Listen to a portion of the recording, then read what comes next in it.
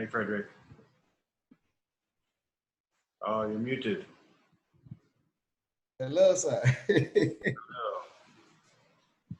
Wow, I just saw the message. I was just going through. I just through the message from the admin. I was like, this is serious.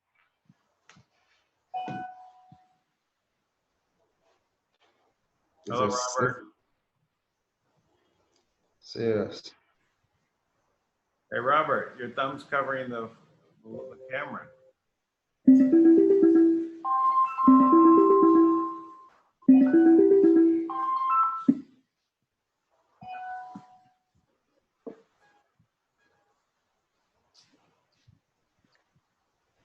Hey, Robert, you're muted.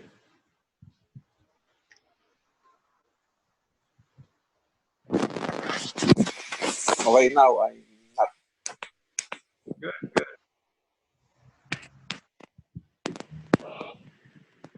Just getting used to this. So just for the people that are watching, we haven't gone live yet, but we're just getting some people coming into the room. There's a meeting, like a holding area. So right now, I'm just bringing on leaders that we've been talking with about this right now, and we'll bring others on later. Can you hear me okay, Frederick? Yeah, I can hear you. So anyway, people are just starting to show up now, but I gotta admit them as they come in. 15 people, wait.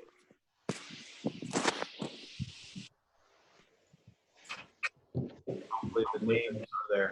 If you're listening and you're one of the leaders, just be sure to raise your hand. So if you're not on their name, you can also rename your logo. Yeah, we're just getting some things set up here.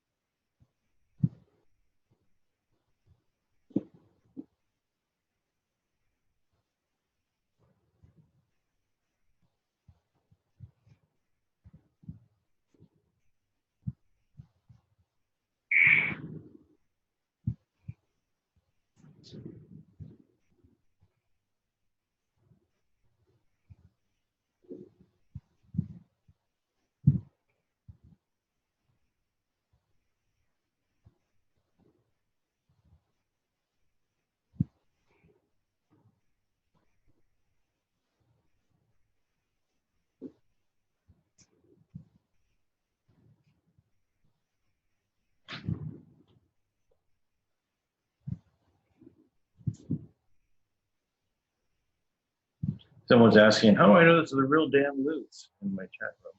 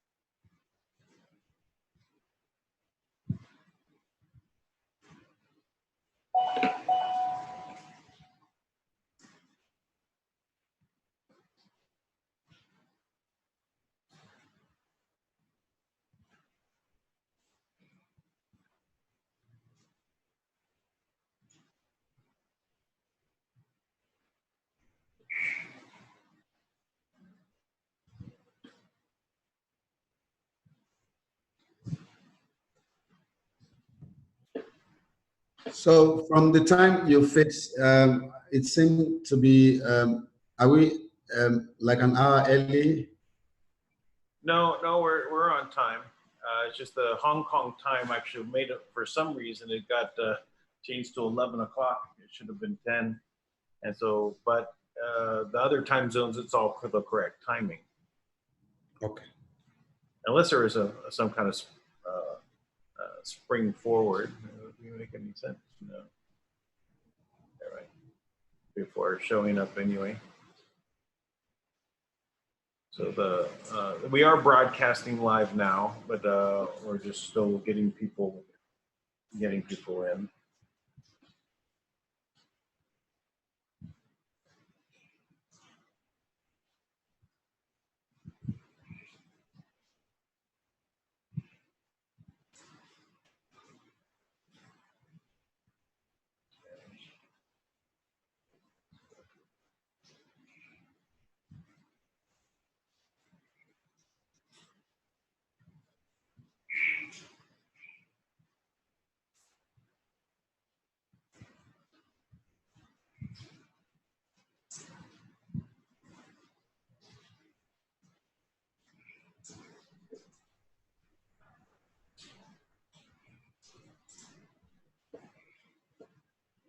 Okay. It's working. All right. So that we're broadcasting. All right. You know, getting everything lined up. Let's see who else is waiting in the room here. All right, so, and there's Nathan.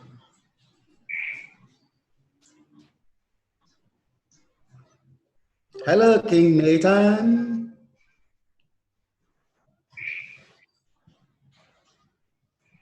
There's Raul.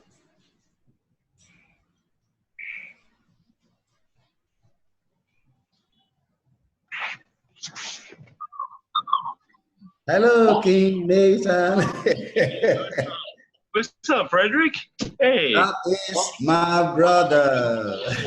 Frederick, yeah, buddy. You know it. The threefold cord is not easily broken.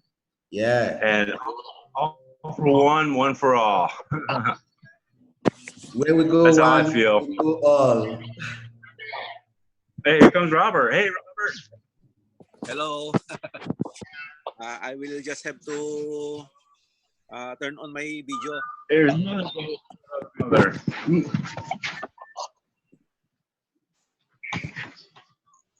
Oh, Sam?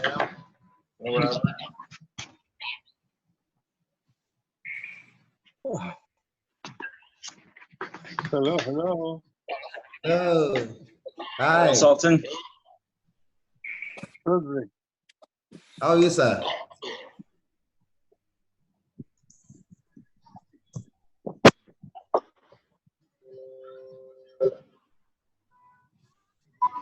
Well, just hey, just realize this one good thing that I mean, we're here fighting for the people. Guess what? We're gonna win, and I believe the admin's either gonna humble himself, or he's gonna have to like run and hide somewheres. It's a win-win game. It's a win-win system. Everybody's going to win at the end of the day. We just have to, Absolutely. yeah. Absolutely, and I really, you know, I think, I mean, from what I've seen right from the beginning when I got involved, and you know, we really, I got on fire for this thing, and I loved it. But when we started, you know, we're gonna have technical failures, and you know, we're gonna have trial and error and stuff like that. That's gonna happen when you're pioneering any new business, and you know, 3 years is really good. It means we've got some really good quality people here. It's not just a bunch of yo-yos out in it for the money. And I know you personally, and I know Sam some. I know him a little bit, and I know Dan. I mean, I see you guys. You guys don't do it for the money, you do it for the people. So, anyways, I just thought I'd throw that in there. And you know, God bless Adam. I really hope he changes his heart and mind. That's about all I can say at this moment.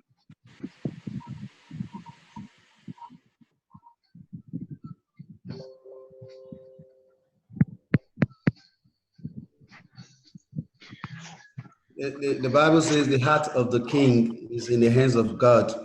You know, it doesn't matter who you are, as long as you're a human being, your heart is in the hands of God. God has the final authority. All powers belong to him at the end of the day. So we are here to, this is not a one-man project. This is not a one-man project. So if we are co-creating this, then you must listen. This is the time to form the Privy Council. We need to know the board of trustees. Then we need to define this relationship, or else we can't put risk our investment, our life on this. If we continue like this, then we are doomed. Yes. This is complete enslavement. See? I almost wonder, and since nobody's supposedly seen this admin guy, you know, he's done great up till just recently, as far as I'm concerned. But you know, even then, he'll be found. You know, if he wants to keep trying to do, I mean, you just can't turn it against your top, the people that lifted you up in the first place. It's like like shooting yourself in the foot in a way. Because we basically are carrying him up to what his original vision was. I thought it was of God, and God will give us a vision and a dream. And you know what? And if that person doesn't carry it out, he'll replace that person with another king.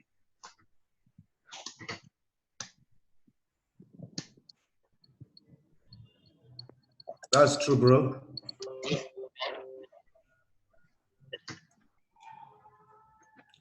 We are not saying that anybody should be replaced because you have a vision, and we are saying that you should cooperate with us, you should work with the people.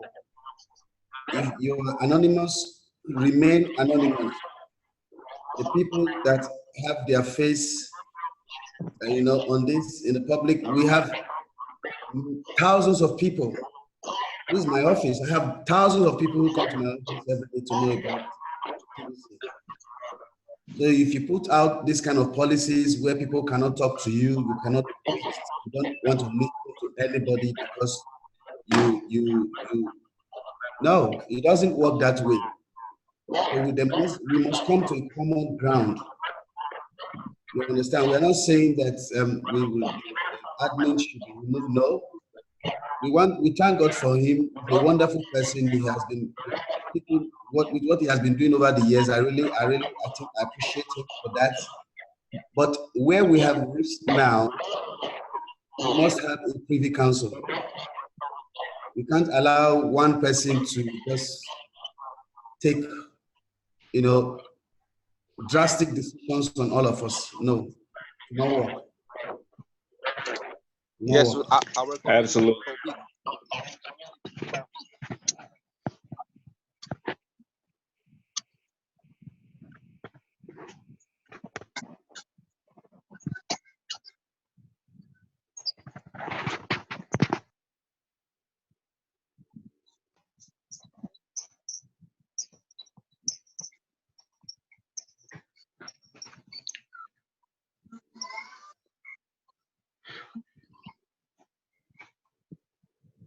Frederick, I totally agree with you on that.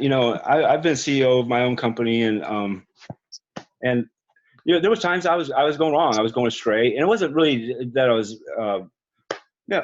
We all make mistakes, okay? And I had people that lifted me up underneath of me.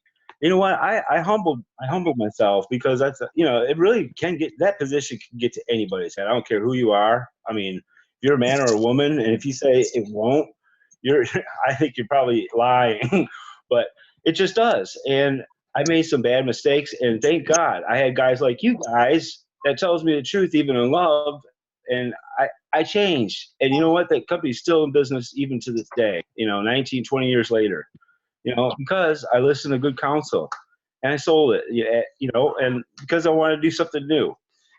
But that's just it. If you want, we'll lift you up. I mean, if you confess that you're going back against your word, admin, I've done that too. I've gone back on my word many times, and you know what? I look like an ass. And I, and I thank God he's amazingly gracious. He gives grace to the humble. And I do believe that if you really truly humble yourself and just listen to what we have to say, well, I don't want to throw you off. I don't want your position. I hate to have that position. It really is. Being CEO is not as fun as people think it is. We'll lift you up, but that's just it, brother. You have to hear the cries of the people. I heard pastors talking about the possibility of getting beat up and going back home and being jumped and stuff like that. Because we're not keeping our word, and we're changing our minds a lot, and we're making things inconsistent. Even the government dollars, don't. They're not that inconsistent. So what's wrong with us if we're not doing better than the world? We should be united as one, and work together and listen, because some of us, even though you're leading a pack of 3.5 million people, there's millions more watching. And man, if you don't want that kind of pride where you fall in front of millions and millions and millions of people, because you will be exposed. I guarantee you that. Mark my words, you will. I want to see you exposed as somebody who did something great. That's my heart's desire, and and I pray that it happens, and it can. All things possible with God. He changed his heart toward the kings when they confess their wrongs to him. You know what? Let's move on. You know what? I think that will also be an example to other people to also do the same thing. If they're running their family wrong, or if they're beating their wife, and you're not, that's not the way to keep her home, I mean, or look at whatever, you will also multiply good change for the good, because so many people have the same character defect in them as you and I do. So this is your time to shine, actually. So I'll stop talking and let anybody else talk now. Well, I believe there's a disconnect somewhere. That's just it. There's a disconnect somewhere. You can't build a system like this alone. That's just it. He himself said it. You can't build a system alone, like this alone. Nobody wants your position. I don't want anybody to come. I don't want anybody to come to my position. I have my own business. I understand the way an entrepreneur thinks. I understand the way someone who has been an employee is like. I know the way they think. You see, so I understand the way network marketers think. You see, you know, when you're building your own business, your personal business, you sometimes you take decisions yourself. You know, because you don't really want people imposing their ideas on you. I know that sometimes as an entrepreneur, you don't really want a bunch of bureaucracy, you know, where, you know, decisions have to go through a lot of process before they are taken, like where we are today. But a privy council with the right people can get things done on time. You know what I mean? I'm looking at, you know, in his place as an admin of this project. I'm looking at our place as members of this community. I'm also looking at it from the point of an entrepreneur who wants to see his business succeed. You see, what I want the admin to know is that this is not just, you know, a one-man business. This is people. This is the word. This is our time. This is our resources. This is our money. Amen. Yes, that's correct. We are the asset. From slavery back to another enslavement. We can't do that. TBC was never like this, where you threaten people. Who want to work in a place where you are threatened? Nobody want to work in a place where you are threatened. Who threatens you to own your Bitcoin? That if you don't, if you don't do this in your Bitcoin wallet will be shut. Will be shut down. Who threatens people like that? So it will not work for a global system. For a global system, you have to look at the people. There must be committees, like the Privy Council, like we'll talk about, like the Board of Trustees. All these things must be formed. Decisions cannot be taken by only you. If you want to take decision alone, then I'm sorry, this will not work. That's it. Well, it doesn't matter the millions or the billions you think you want to create for the world. If you cannot work with people, you want to control them, they are running away from slavery, you want to bring them back to slavery, sorry, it will not work. And nobody is afraid of anybody. It doesn't matter whether you are anonymous hiding somewhere. We are not afraid of you. We're not afraid of any. I'm not afraid of any man on earth. The only person I fear is God, like the Lord Jesus Christ, the one I answer to. So if you say you are Alpha and Omega because you have designed something and you cannot listen to people that has been building with you for 3.5 years, you can't listen to people that have been building a system for 3.5 years. Who want to work with somebody like that? Yes, I know we need growth. But you need to talk to the leaders. Are we going to pay $25 for the rest of our lives? Are we going to pay 8 grain for the rest of our life? What will 8 grain be in 10 years? What will 8 grain be in 100 years? What are you talking about? Can the poorest person pay 8 grain of gold in 10 years, in 20 years? What are you talking about?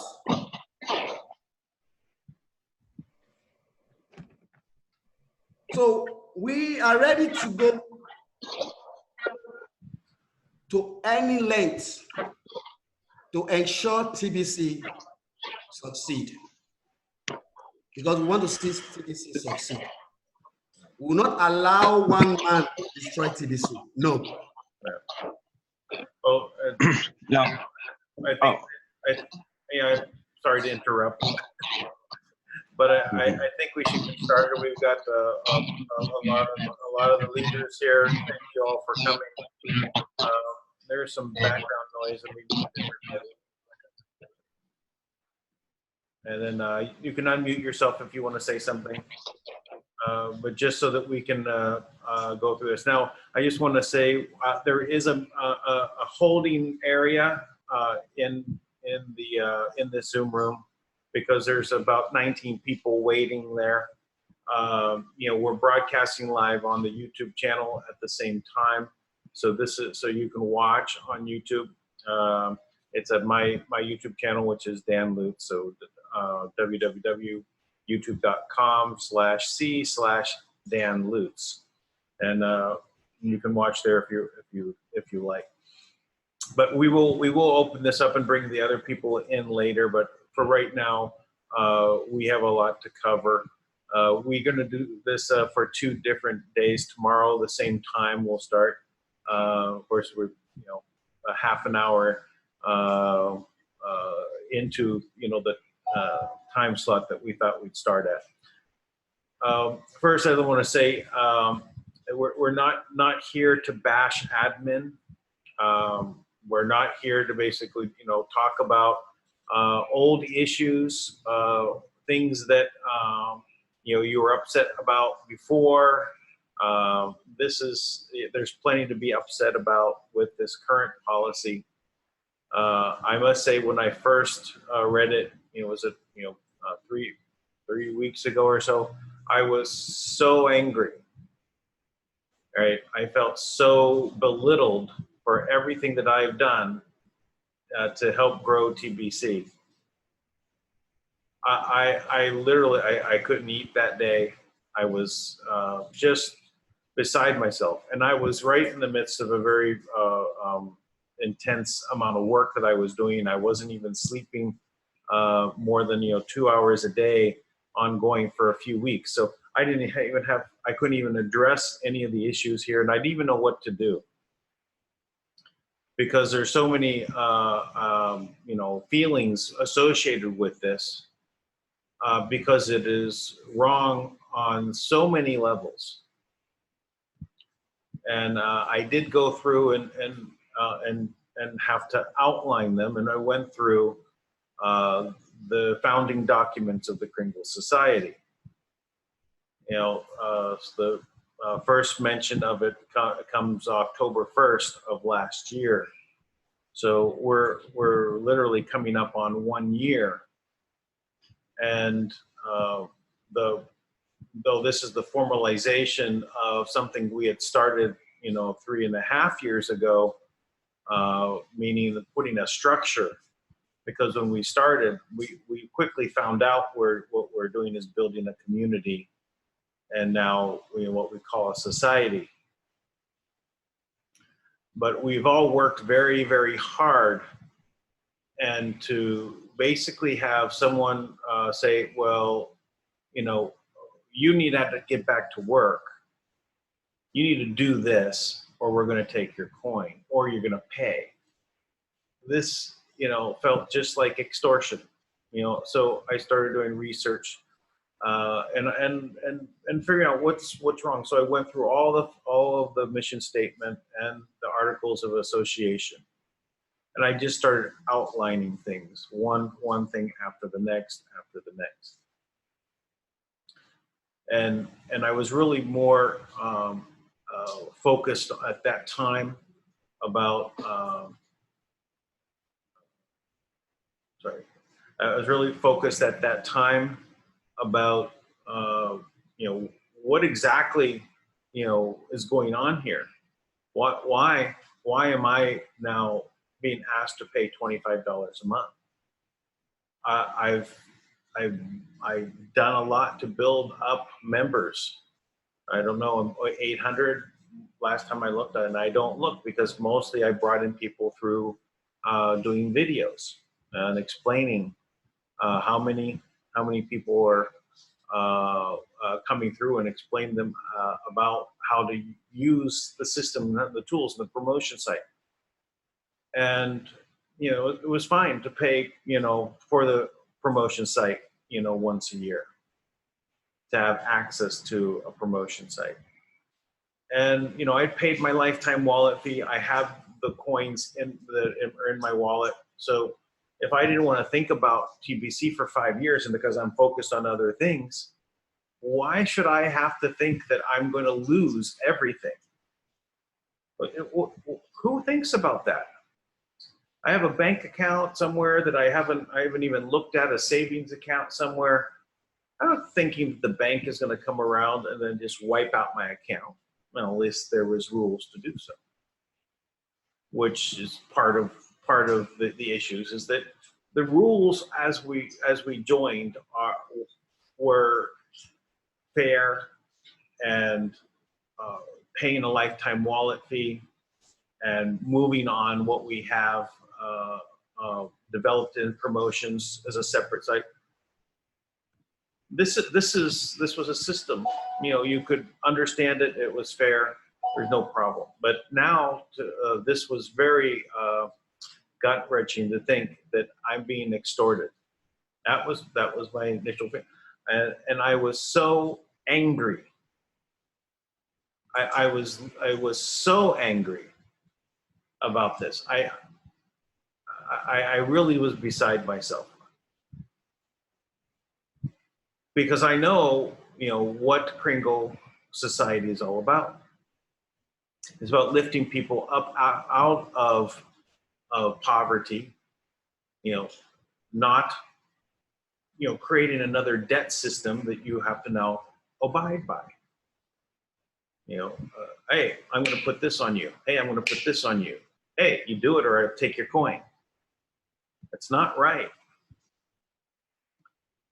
So anyway, I went through and I prepared basically a list of grievances, what the issues are. Now, I also compared everything that was in the Articles of Association and the mission statement and outlined that, and I submitted it to admin. I don't talk about admin. I have never done that in all these last, you know, 3.5 years. I'd never say anything about admin. Anything when people are talking about it, I basically just, you know, say what the policy is, what we're trying to do, and that's what we focus on. Who's the creator? Kris Kringle. Originally Santa Claus, right? So there's a reason for all of that. So in going through and analyzing all the steps, I have a very strong background in contracts and in the law. Not because I'm a lawyer, not because I'm an attorney, but because I had studied legal systems. So I understand what the basis of law is, what we call and what our founding documents of the Kringle Society's founding in is called the Maxims of Equity. In other words, it's also known as common law, God's law, nature's law. It's what ought to be. It's, you could say, do unto others as you would have them do unto you. That's another way of looking at it. So when you realize not just our society, Kringle Society, is based upon maxims of equity, but literally every government around the world is based in that. There are other systems of law that we deal with in the world which are causing us a lot of problems. One of the reasons why we look to making our own society is because of those other systems, such as maritime admiralty law, the law of the sea, also known as the law of piracy, what legalized piracy is all about. So the debt-based system that's all under maritime law. It's all about statutes. Do this, do this, do this, because you're not really a living being, which is infinite in value that they're dealing with there. They're dealing with an inventory item, a number, an entity created by a birth certificate. So what we're doing in the Kringle Society is to have something other than that. So when this policy came out from admin, and it was so much against the maxims of equity, against God's law. That's why I was so angry and upset. I felt that all the work that I put into it was just disregarded, belittled, devalued. And what we've learned in the Kringle Society is that we are all equal. And even when we partner and when we bring new members in, and you don't have enough coin, and you're working with someone who has a lot of coin, you do it as a 50-50 partnership, because you can't raise one above the other. They're equal. All members are equal. So this is how we've come to know what the Kringle Society is all about. We've grown and developed our culture. So this policy just goes against everything, and that's why it took me several days of laying it out and going through it and pulling it together. So I'm going to go through the complaints, now the grievances, what I see was the main issues and what this does. And it seems like a simple thing to change, right? But it affects everything. So first, let me go ahead and I'll share my screen. 1 second, and then I have to do it for those that are on YouTube separately. So give me a moment here.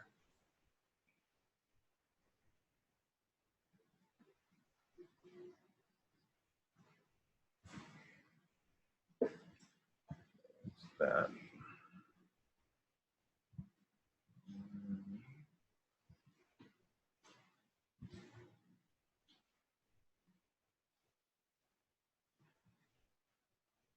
There we go. Okay. So this is an excerpt from the document that I submitted to admin and also to Pantera de Oro, because Kringle Society exists under the jurisdiction of Pantera de Oro Private Contract Association. So emergency stay of execution of the new policy and notice of grievances and violations of the Kringle Society mission statement and articles of association. Emergency stay of execution of new parties to remove the value from the members' wallets in which they are the executive trustee over, unless you pay a monthly fee. And the notice of grievances and violations of the Kringle Society mission statement and articles. So here's the emergency request. We request an immediate stay of execution of this policy for 90 days that it is scheduled to take effect on September 1st, 2019, in order for a solution to be arrived at between members of the Kringle Society and the TBC Admin Office of Overseer. That's the official title of the TBC Admin in regards to the Kringle Society. All is not well in the Kringle Society, as great city cries of pain and agony are being expressed. There is great discontent from the community since the new policy threatens the members with loss of their coin unless they pay a monthly fee. After speaking with members that have long been leaders of our Kringle Society, we came to the conclusion that this policy is wrong and goes against the spirit and the written word of the Kringle private contract association, articles of association, and mission statement. Our founding documents are created under the Maxim of Equity, where equity sees what is done, what ought to be done, or in this case, what not to do. Admin, by his edict, posted on the blog.thebillioncoin.info, where you lose from the value we hold in our wallet. This pay up or else policy goes against every essence of the society that we must take action to stop this new policy and peacefully come to a new policy that is in harmony with our members' hearts and minds. And we talk, this is about the meetings right here. We'll start this with this open debate here, and it's these are the times. Now, I must point out that for some reason the time got mixed up for Hong Kong. So it's actually 10 p.m. So these are the main grievances. There's 8 of them, and we're just going to go through that before, and then we'll discuss them. Well, actually, we can discuss them one at a time. So the first one, new policy without a privy council. The policy change was announced by admin, TBC Admin, to force payment of monthly fees or lose the value contained in the wallet for members with over 1 TBC coin is in violation of the Kringle Society mission statement, Articles of Association. This policy change will result in the end of TBC. And I truly feel that that is the case. This new policy is an edict of the TBC Admin, Office of Overseer, and without input from the community/society members through the Privy Council. There's been a consistent cry from the community of not having any say in our Kringle Society policies. Since the creation 9 months ago of the documents formalizing the Kringle Society and trust structures, the TBC Admin has not discussed with the TBC community leaders and filling the positions of the Privy Council, the Master Trust, or other positions, and therein denied the members a voice and say in the Kringle Society. Okay, well, this is the first part. This is really that we don't have a voice. So why don't we discuss this a little before I go on? Does anyone like to make a comment?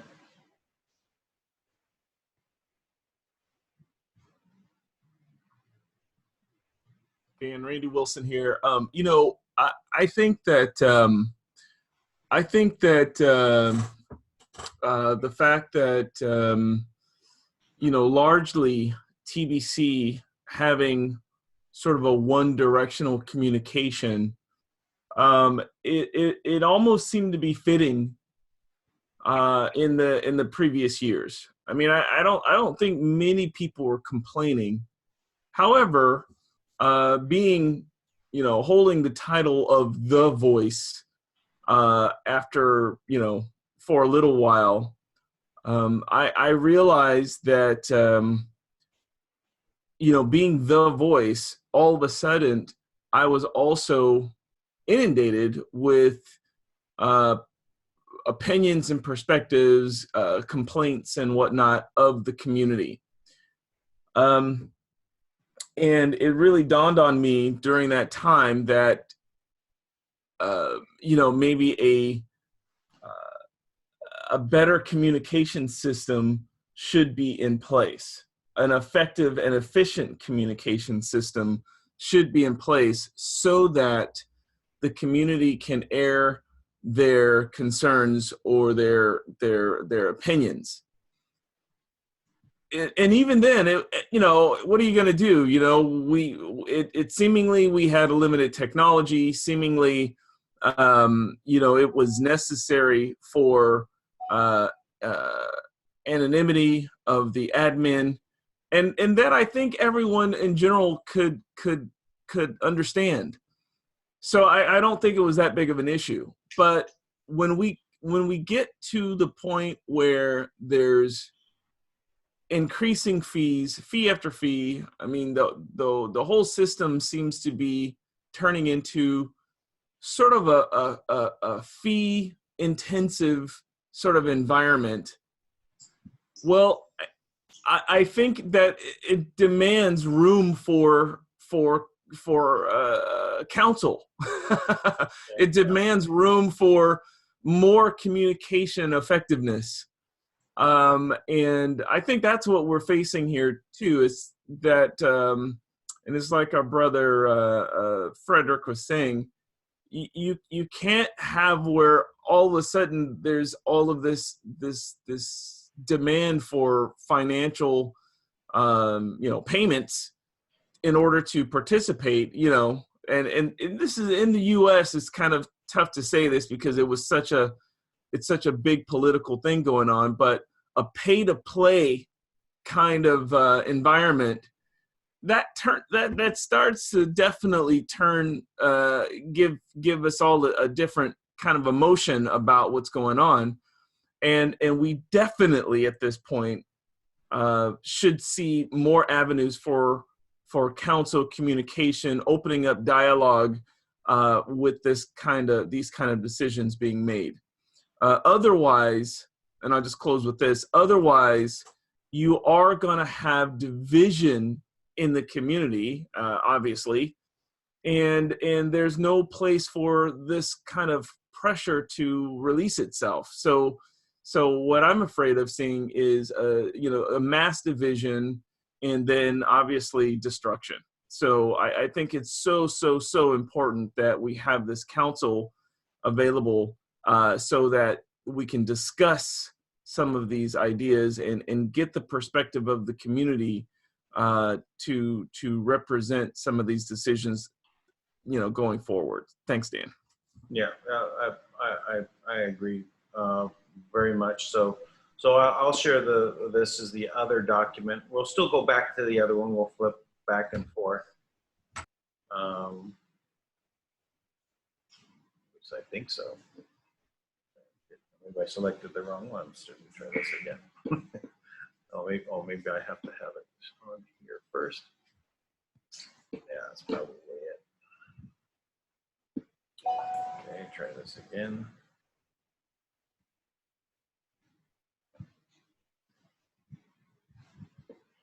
So this is a separate document so it's a notice of emergency formation of a Kringle Society Privy Council. To all members of the Kringle Society, Office of Overseer, TBC Admin, and Pantero de Oro Private Society, on this date of August 30th, 2019, this notice is hereby given that the members of the Kringle Society whom have taken the mission of Kringle Society to our heart and are well known as leaders within the body politic in accordance with our Kringle Private Contract Association Articles of Association and Mission Statement, and due to the emergency brought about by the new policy effective on September 1st, 2019, of the TBC Admin to remove the members remove from members the TBC coin, units of beneficial interest, contained within their wallet over which which the member is the executive trustee, unless they pay a debt on a monthly basis. And according to the law of necessity and the maxims of equity, that due to the non-action of over the last year, the Office of Overseer to form a Privy Council, Board of Trustees, Court of Ecclesia, appoint Justice of the Court to handle disputes as outlined in the Kringle Private Contract Association, Articles of Association, Article the 2nd, venue and jurisdiction, we hereby take it upon ourselves to bring into being the Kringle Society Privy Council. This Privy Council will address the issues related to the emergency mentioned above and will seek to come to a peaceful resolution in the matter. Sorry about that. And related to the issues mentioned above, and will seek to come into peaceful resolution to the matter of TBC Admin in accordance with the mission statement and the Articles of Association. We want the issue to be resolved satisfactory, and since there has been no steps made by the overseer to create a Court of Ecclesia, we will use the Court of Ecclesia from Pantero de Oro to resolve the dispute. So And I would say that what I have in my background here is an excerpt of what Ken Scott, Office of Overseer Panter de Oro, said in receiving the documents that I sent to him. I also sent to admin. I also sent to the commissioner. I will communicate with admin over the next few days and then coordinate how to have a meeting to address things and, if necessary, take it to the Court of Ecclesia under the protocols to settle these issues. So this is you know, a way in which we are to have a voice in how Kringle Society is to be run. It is how the formation is there, and it is long overdue. So anyway, we will.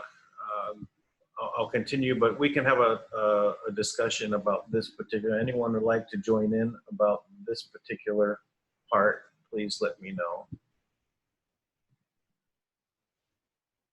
Yes, even the admin few days ago in one of his blog said that this is a system of the people, for the people and by the people. So if he truly believes that this is a system of the people, for the people and by the people, I believe he'll be willing to listen to us on this. Because if this Privy Council is not formed now, people will lose confidence in TBC. A loss of confidence is failure. It's the end of a project. If you think because you've designed a project and that has about 3.5 million, no other person can build a system like that, you're lying, you're deceiving yourself. The same Holy Spirit that gave you the inspiration to design this can take it away from you and give it to somebody else. So he has to listen to us. Thank you, Bridget. Okay, all right. So we can continue. We'll go back to the other grievances.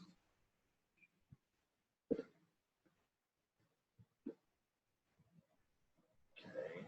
Let me share my screen. Sorry about that. All right, a lot of windows here. I got to move around.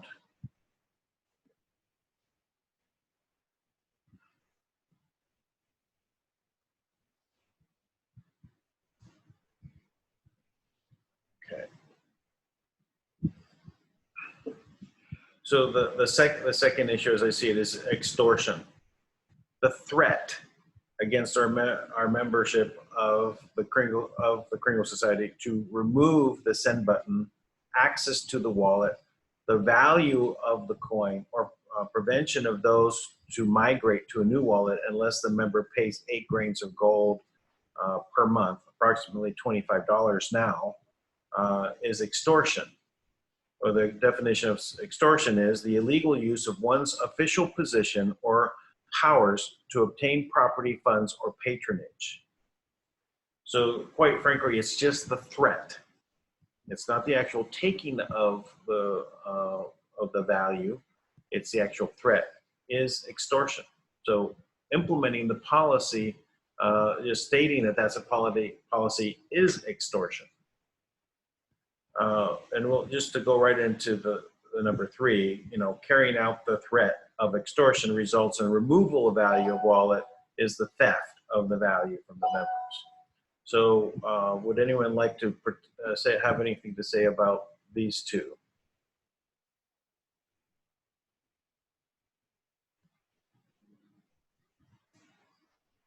Because this, I think, is a very, you know, this changes the real heart of what we've been doing. To this point, there has not been, although people have called TBC a scam, they just didn't understand what we were doing. And to this point, there has been never a time that it was anything that was being done that was illegal, but these types of events are illegal. You know, this is it's against the maxims of equity. This is not what ought to be done. Well, Dan, you know, the imagine if you woke up today and you know, you had a knock at your door and someone said, hey, there is now a law that you know, you have to turn over your first month's salary to the government. So every year, starting today, you have to turn your first month's salary over to the government. And it, you know, woke you up out of your sleep, and then if they said you have to turn your first month's salary over to the government, and let's say they come to you and say this is the first month, okay, this is the first month you have to turn your salary over to the government. Your whole month of salary has to go to the government starting now. And you go, what? When did that happen? And they go, oh, what? You don't watch TV? You know, oh, you don't listen to the radio? You know, we've said this for the last 2 weeks over the radio, over the TV, that you're gonna have to pay your first month's salary to the government, and it's starting this month. So pay up, or you lose your home. You know, or you lose your home. You know, of course, we go, oh, well, that's ridiculous. You know, that would be a ridiculous situation to happen. You mean like, by the way, you have to buy insurance, or we're going to basically fee you an Obama fee on your Obamacare? Absolutely. Imagine that. Or just in California, you know, it looks like they're getting ready to pass a law that you have to vaccinate your children, even against your will. Okay, this is all getting ready to happen in California. You know, these already happening in New York. It's already happening in New York. Okay, yeah. So you know, this idea that you know, you have to pay to play, or you know, do or else. These kind of actions are tough to swallow. You know, these are tough actions to swallow, and sort of an attack. You know, they feel like an attack. You know, a lot of us have done a lot of work to get our friends and our families and really express. We've defended and we've aligned with TBC, the meaning, the mission, the vision, and we've really put ourselves out there. Are we to go back to these people and say, oh, you know, you haven't been paying attention? Oh, you know, you have to, you're going to have to pay, or you lose your coin. You know, there's got to be a better way. I think that's why we're all here at this point, by the way. It's like you said, it's not to condemn, or it's not to attack, but but we're here to say that, you know, there's got to be a better way, because this method that we're faced with right now sounds a lot like some of the things that is opposite of what we stand for. So it's very cabal-like. Yeah. And you're making a blanket move. You know, all the billionaires. You know, that just sounds kind of a cabal-y, you know. Well, it's like, well, you know, it's different classes of and divide and conquer. So this is what the cabal does: is they divide and conquer, and you know, divide you against colors, divide you against your size, against your sex, against your gender. You know, divide. Now they divide into 72 genders. You know, we're all equal, right? You can't do that. Now that's one of the other points down below, but that's part of the issue, right? Is that, you know, what the admin need to understand is that when a lot of us, when we joined, we bought the coin. I bought my first coin at $250 per coin. So because I can't pay $25 now, I should return the value to you. That's theft. That's daylight robbery. If you want to apply this new policy to new people coming in now, say, listen, you guys from this day forward coming in, if you want to be on a billionaire in TBC, you must pay your $25 or whatever monthly fee. That makes sense. You can say, okay, the new guys that are coming have not been working. It's a new agreement. It's a new agreement. Yeah. You know, it's part of Maxims of Equity. You cannot unilaterally change a contract on somebody just because you feel like it, right? And well, I want only the billionaires now to pay. You know, well, I want all the billionaires to pay $1,000 a month. Come on, they're billionaires, or we'll remove your coin. Or you have to get 20 people a day. If you don't get 20 people a day, I'm going to take your coin. Or it is like a case of harvesting your farm product when it is not mature. That's basically we're still working to make TBC liquid. Well, even if it was mature, even if you could go to the ATM machine, punch in some numbers, and get the TBC converted right there on the spot to go and do it. That's regardless. Doesn't matter. You just can't change a contract on somebody and say, no, these are the new terms. It's just what it is. Sorry, go along with it. That's why, it's extortion. You go along with this, pay your first month's check, pay the protection money, or you lose this property. I take it from you. But it's mine. So anyway, any other comments, and we'll go on.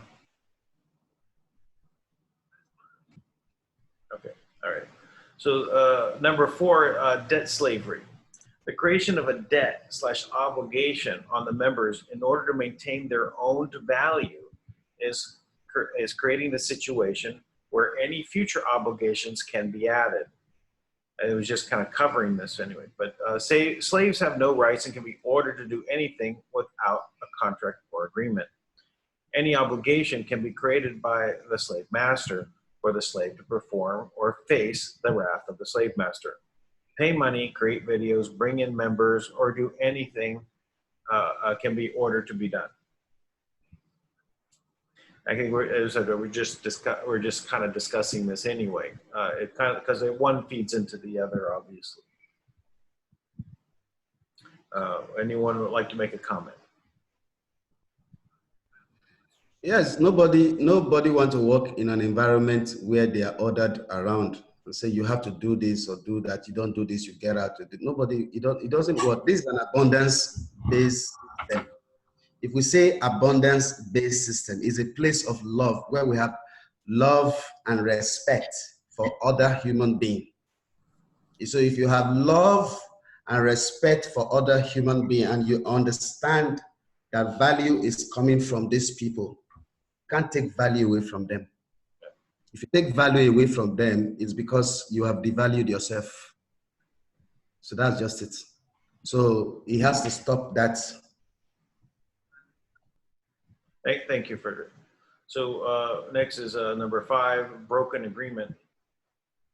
The agreement contained within the membership agreement is, as well as complete body of blogs posted by TBC Admin, have been the guide on how our Kringle Society has defined ourselves, is broken by this policy. We treat all members as equals. We bring wealth to them and their families for generations to come. Our members have to have met their obligation and must not be coerced or threatened or punished. The agreement to date presented the obligation requirements which must be filled to join is the pay a lifetime wallet fee to turn on your send button. Receive 30 days free access to the Kringle.cash promotion site. And 3, honor the membership agreement, which states you must honor the daily price and not discount the coin.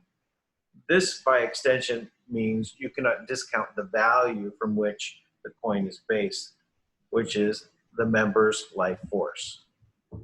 Members that maintain the membership agreement by honoring the daily price in their transactions and or held their wallets in their family's wealth for the future are within their rights to maintain their wallets.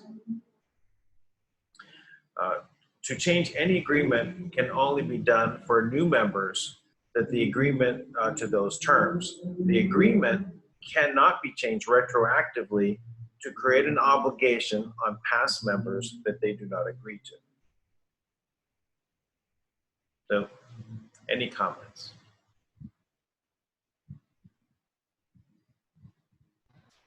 I think it says it all. At the end of the day, we all came in with the belief that when you pay your $10, your lifetime wallet fee is paid.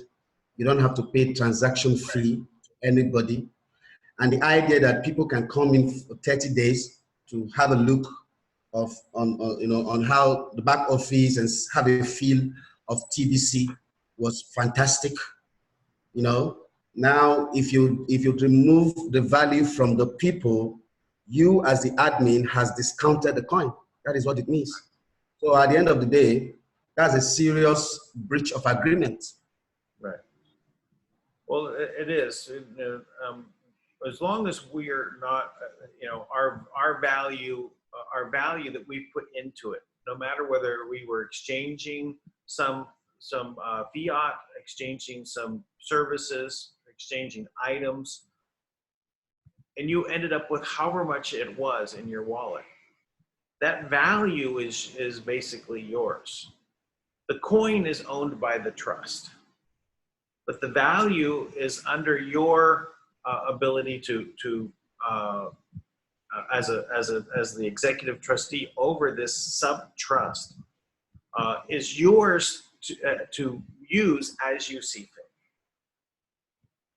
So coming up with a way of removing that is breaking the agreement. And if you want to break it or you want to change it and make everything okay from this day forward, everyone has to pay, but everyone prior to this, they don't have to do that anymore. That's feasible that you can do it, but I don't think anyone's going to come in. Who's going to come into TBC and say, "Oh, yeah, I'd be glad to pay $25 a month, to participate in this coin that's really hard to sell." This is why this ends TBC. This policy cannot be done where you force people to pay to have the wallet when there is no easy way. We're not at that stage where it's easy to use. If it were, we would be growing much faster. All right, well, let's move on to the next one, number 6. Hey, Dan, if I may add a little bit to what you're saying there. Yeah. Nowhere does it say in, as far as I'm aware, correct me if I'm wrong, but nowhere does it say that a TBC member is required to participate on any level. This is a voluntary army. We're all a voluntary army with this thing. It was all voluntary. Up until recently, everything was voluntary. If you came on board with TBC, if you used the coin, held the coin, if you decided to become a broadcaster, if you decided to do whatever you wanted to do, it's all voluntary. That's what the spirit of this business, if you will, this platform is. Not a business, but maybe more of a platform. That's what made it special, that we were able to go out and attract the world population based on principles, merit, because of the elevated, benevolence. We love our community. We love the people of the world. We don't hate the people of the world. We don't demand from the people of the world. We don't have expectations of the people of the world. We simply want to invite people to the environment of TBC so that they can share in the love that we have for humanity, protection, education, awareness. I mean, maybe I sound silly talking about these types of things, but that was what we came into TBC for, is this, to embrace these kind of higher characteristics of humanity. But once you start turning into these fear of loss kind of methods to motivate, it's almost like cracking a whip. I mean, dare I say, we're cracking a whip now, you know? And that just, to me, that's difficult for the community at large when, we've just done so much to exemplify these sort of characteristics that make us a higher level of humanity, so I just want to add that part. Well, thank you. Yeah, no, you're quite right. So we had that under Section 4, debt slavery. That's the cracking of the whip. Yep. Yeah. So we'll go on now to number 6, devaluation of TBC coin. The removal without cause of any value from any member's wallet is discounting TBC coin's value. Whatever a member did to earn TBC coin and the value contained in their wallet, that member met their obligation. Even if it was only joining and paying a lifetime wallet fee and with only the gifted coin in their wallet.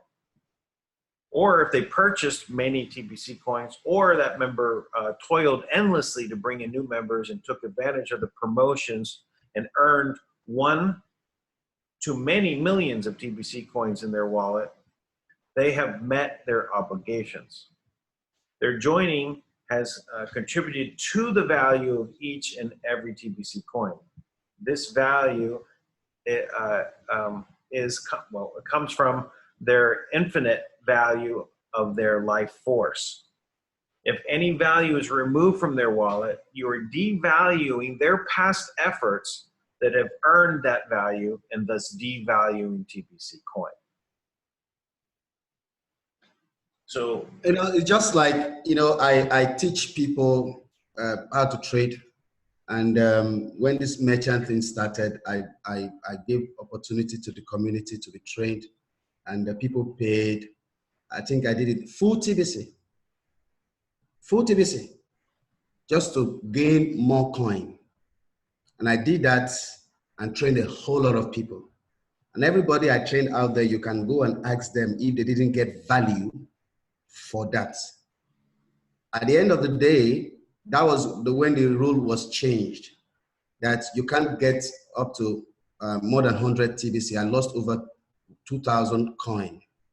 I didn't bother because I'm not really after that. I just want to build a community. I was excited about it. I had something to offer, and I was happy to do that with TBC. So after gaining that value, because I don't want to pay $25 in a month, you take the value away from me. Think about it. You should think about that. So it devalues your pure effort. valuation. Yeah. So no, you're right. And actually, you had, before the time was changed to where there's only 100 you could earn, and the promotion site. So the policy of the promotion changed. But again, it shouldn't have been retroactive. If you had already earned it beforehand, then you should have still had it, because you already earned it. But I'm not aware of that scenario, but I would think that it should still be, you should still have got the full amount. But anyway, so anything else? Anyone else like to comment about this? I think this is probably one of the hardest things for TBC members to understand, is where our value comes from. It's us coming together and giving of ourselves, because we are of infinite value. We are relating, a portion of our value. It's saying we're adding 1 grain of gold worth. to each and every TBC coin for every member that joins. So that value is based upon us. The price is attached to whatever gold price is going on. But since we cannot devalue any human being, once you devalue them, that's where we get slavery. You need to actually, everyone needs to be always treated equally with one another. And you cannot remove their value just by edict. You know, you don't do this way. Doesn't matter what the contract was when you came in. This is the way it is now. No, it's not. That value is now in the wallet to be controlled by that individual member. That cannot be removed ever, under any circumstance. Devaluation is actually corruption. If you look at the financial system today, why is China fighting with the US? Because the China keep devaluing their currency. Yeah. And now the US is trying to follow suit. And our lives have been devalued all our lives. And now we can't bring that to TBC. TBC is a new way of thinking, a new way of doing things where, people, the real value on earth is people, not gold. Without people, we don't need gold, we don't need cars, we don't need houses, we don't need your paper money. People give life to gold, to paper money, to even the projects.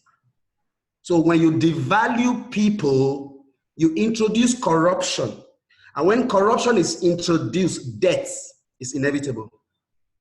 Death is inevitable when you introduce corruption.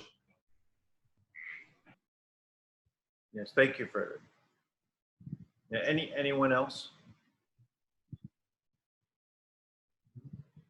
Raul, you're muted, Raul. I can unmute you if you like. There, I unmuted you. Go ahead, Raul. Okay. Somewhere in the PCA, the agreement, it says that the value of the coin is attached to the life force and spiritual values of the members. And that by itself is a very, very valuable asset by itself. When you talk of spiritual values, you're talking about the totality of the person as a spiritual being. And that is something that you could not devalue. That is something that not even God can trample upon. That's why He gave us freedom through free will. The life force in every human being is so valuable enough that for admin to just desecrate this, I think it's worse than coercion. It's worse than extortion. See, the first time I joined TBC, when I first learned about TBC, I was, when I finally learned about the purpose of TBC, I was very excited because it embodies the ideals, the very principles, the very philosophy I subscribed to all these years. And I thought this is one group, one venture that I must really participate. And of course, I did my best. I built my coins. I earned my coins the hard way. And for the admin to just come in and just change the whole ball game, I think it's a bullshit. That's the term that I cannot let go. It pains me to think that I have all these people that I brought into the TBC with all their hopes, with all their expectations, that somehow, somewhere, sometime, or at some point in time, their lives will be changed. But as it is shaping up now, it sort of destroys the entire organization, which I believe this move of admin will have a very strong negative repercussion to all our actions. That's why I appreciate the contribution of every leader all over the world to rally behind what we have started, what Dan Lutz has started. Thank you. Thank you, Raul. Thank you very much. Okay. Anything else, or we move on to the next one? Yes, Dan. Yes, Robert. The billionaires are now being accused of lazy. They are saying that all the billionaires are lazy. That's not the truth, because as for me, I invited, that 25 to 45,000 people. But now, because of the promises of admin that didn't come true, nobody believes me anymore. So it's hard for me to, there's a separation between laziness and the loss of trust of the people. Yeah. So it's hard. Well, I know, Robert, you had a lot of effort in bringing 25,000, Filipinos to TBC. So that's a tremendous amount of effort. You had a constant stream of people coming. And so, to basically say that you were lazy at any time, you're still doing TBC. I'm still doing TBC. I don't do TBC. I don't do the Bitcoin bounty, and nor should I be forced to do a Bitcoin bounty system. I looked at it, I saw it, I know what it is, but I got other things I want to do. But do I deal with TBC every day? I do. Every single day. I can't remember a day that the last time I didn't deal with TBC on a daily basis. And so I'm not lazy with TBC. And I doubt any of the leaders on here are lazy with TBC. We do have other things we have to do in our life.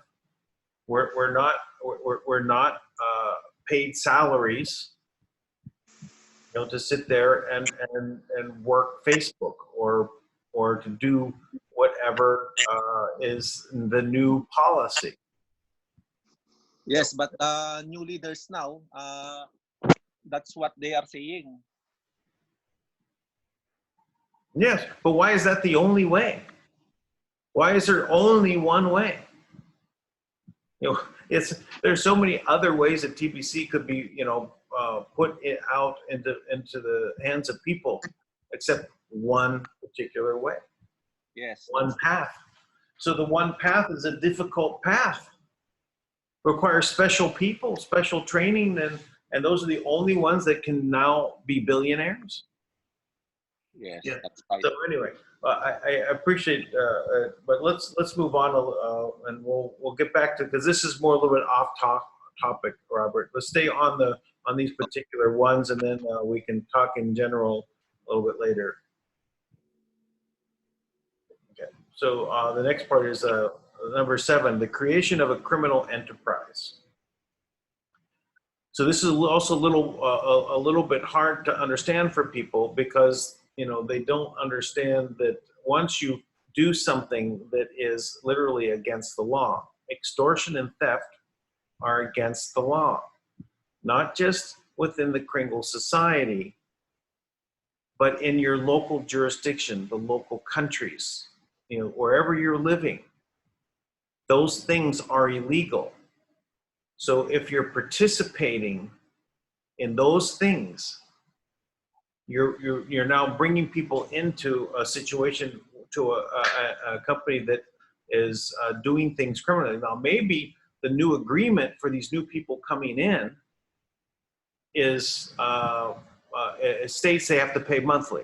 All right, so they see the agreement. Okay, but the enterprise, the whole Kringle Society now has done something that is wrong. It doesn't go away. So anyway, let me read through this. How can our members approach the members? They introduced Kringle Society and performed a transaction of TBC coin. If you can imagine how the buying member would feel if they traded TBC for BTC, with the rule being if you pay the lifetime wallet fee of 4 grains of gold, $10, and he took advantage of any of the promotions and received the promised full TBC coin, and that buying member would be able to use that value now and into the future. Now, as the seller, you say to the buyer, since you have more than 1 TBC coin, you have to now pay 8 grains of gold every month or lose your coin. That buyer would say to the seller is extorting him. This action taken by the seller now makes him party to the crime. If this policy is not rescinded, then every member would not be able to promote joining the Kringle Society because members are forbidden in the Articles of Association from participating in the illegal acts. Now, as I said, this is a little bit hard for people to grasp in general because it really goes to the state of the enterprise and what they're doing. So if on one hand everything looks like it's good, it's happening as well, but if that enterprise is doing something else that is legal and wrong, the whole enterprise is still doing it. So if you're associated with it, you get tainted. So any comments about this piece?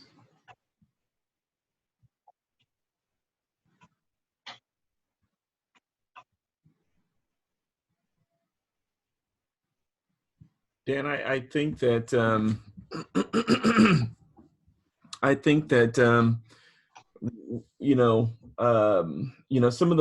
of the messages that I've been receiving from TBC community, people that I know have done a lot. I mean, we can't define TBCians as merely people that do broadcasts.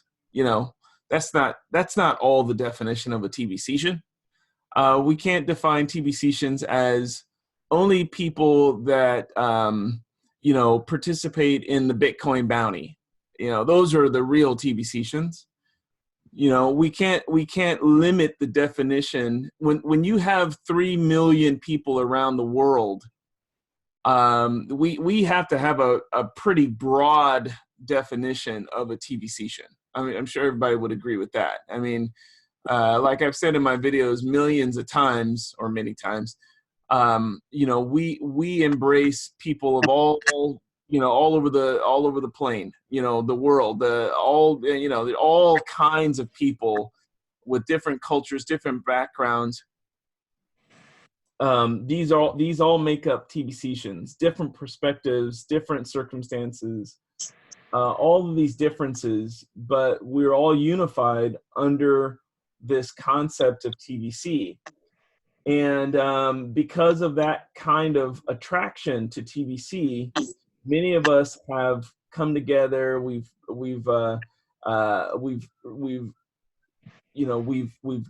represented and aligned ourselves with TBC, and then we've gone about trying to attract our family and friends. And I know of some people personally that have spent thousands of dollars to set up accounts for their family, their children. This has all been suggested through the blog. Sign up friends, family, sign them up, set up an account for them. This is all part of TBC. And some people have withstood a lot of criticism, a lot of scrutiny, ridicule even, to set this platform up for their future and to have a belief in it. Well, now to go back and say to those people who you know, who ridiculed, criticized us and that kind of thing, and sort of mock us and say, you know, what do you mean pay $25? You know, that's, you know, and then they have all the reasons. Well, they, you know, they have the reasons. They call it extortion. They call it this. They call it that. You know, how does that make TBC look? You know, how does that make us feel? How does that define TBC when now we have this sort of and you know, and I'm not going to say that admin intended it to be extortion. I'm not going to, you know, this is not condemning admin. This is just basically a policy debate. But the fact is that, you know, a lot of people put a lot of emotions and a lot of them their themselves into promoting TBC. And, you know, is it their fault that they were early on when one TBC acquisition was still possible? Is it still their fault? I mean, is it their fault that they accumulated one TBC or more at a time when TBC was young? And I mean, it's still young, but now we have to turn around and be at fault or be accused of laziness and all these kind of things. Dan, you know, criminal, I think, you know, I don't know if even criminal really encompasses what this policy might imply. You know what I mean? Yes, it's criminal based on this definition that you're giving. Absolutely. But at the same time, it's just you know, it's just bad for the community. It's a bad look. I mean, it's bad. It's a bad look, man. Yeah, every which way you look at this, it's bad. Yes, it's true. and you feel horrible. I mean, and I know you have wallets for your kids, right? And you're going to force them to pay the $25 a month, right, Randy? Yeah, and I'm going to force them to pay the $25 a month. And what do I say to people? You know, oh yeah, well, you know, you remember that coin I was telling you about? Yeah, remember the coin that made you feel so lucky about? You know, yeah, the one that, you know, you haven't paid attention to. You know, you haven't participated. You don't read the blog. Yeah, I get it. You're human. You know, you're human. You know, you don't really have an understanding of what's going on. But yeah, all of that money that you were going to gain, that value, I should say, that value that you had in your wallet that I promised you and all that. Yeah, well, that's all. That's that. You know, I didn't want to pay the $25 for you, so sorry. That's gonna go away. That's a bad look, man. There's got to be a better way to this option, Dan. So there you go. I agree. And anything else? We'll go on. This is the last one right here that we're going to cover. Prejudice and discrimination. This is really about everyone is equal. So you cannot treat one member differently than the other. So it says, in our Kringle Society, all members are created equal. There cannot be a policy that is prejudiced or discriminates against any member or of class of member. Millionaire or billionaire must have a uniform policy. This policy targets the billionaires to pay a monthly fee, but excludes millionaires and those with a free gift. So again, this is very common in every law of the land around the world, that you have to make it uniform for everyone. Everyone has the same rules, right? You know, you can't discriminate against one over the other. It has to be one rule for everybody.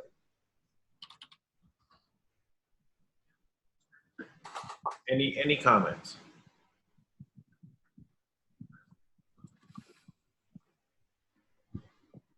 Okay. Yes, because if you begin to discriminate, you're going to introduce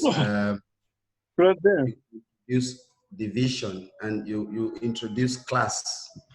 into the system. We don't want that in TBC. We are all equal. We are all the same.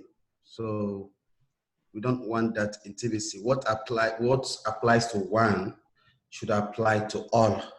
Yes, I agree. Class. Yeah. Well, I understand, general references. My hair today is brown. Sometimes it's more brown, sometimes it's lighter brown, but it's brown. But then everyone with brown hair, you're dividing people by color of hair. So does it really make much difference? No. So if you say someone is a millionaire, a billionaire, as a classification to identify them, right? But the rules have to be the same for everyone. I don't see any harm calling people millionaires or billionaires. It's just the status, how much coin they have. There's some marketing potential in that, and that's fine. But once you basically make different rules, that's much different. Everyone has to be treated the same. All right. Raul, you were going to add something? Yeah, I was thinking, in terms of what you just previously said, that everybody's equal. I mean, right there in that statement, you can see right there that admin has transgressed the association agreement. Well, that by itself is already illegal if we talk about laws or legalities. Yes. Yeah. It is also an agreement that nobody is above or over and above anybody. I think it's in the first paragraph of the agreement. Well, also, No one is over. Yeah, not even admin. Admin is not also over.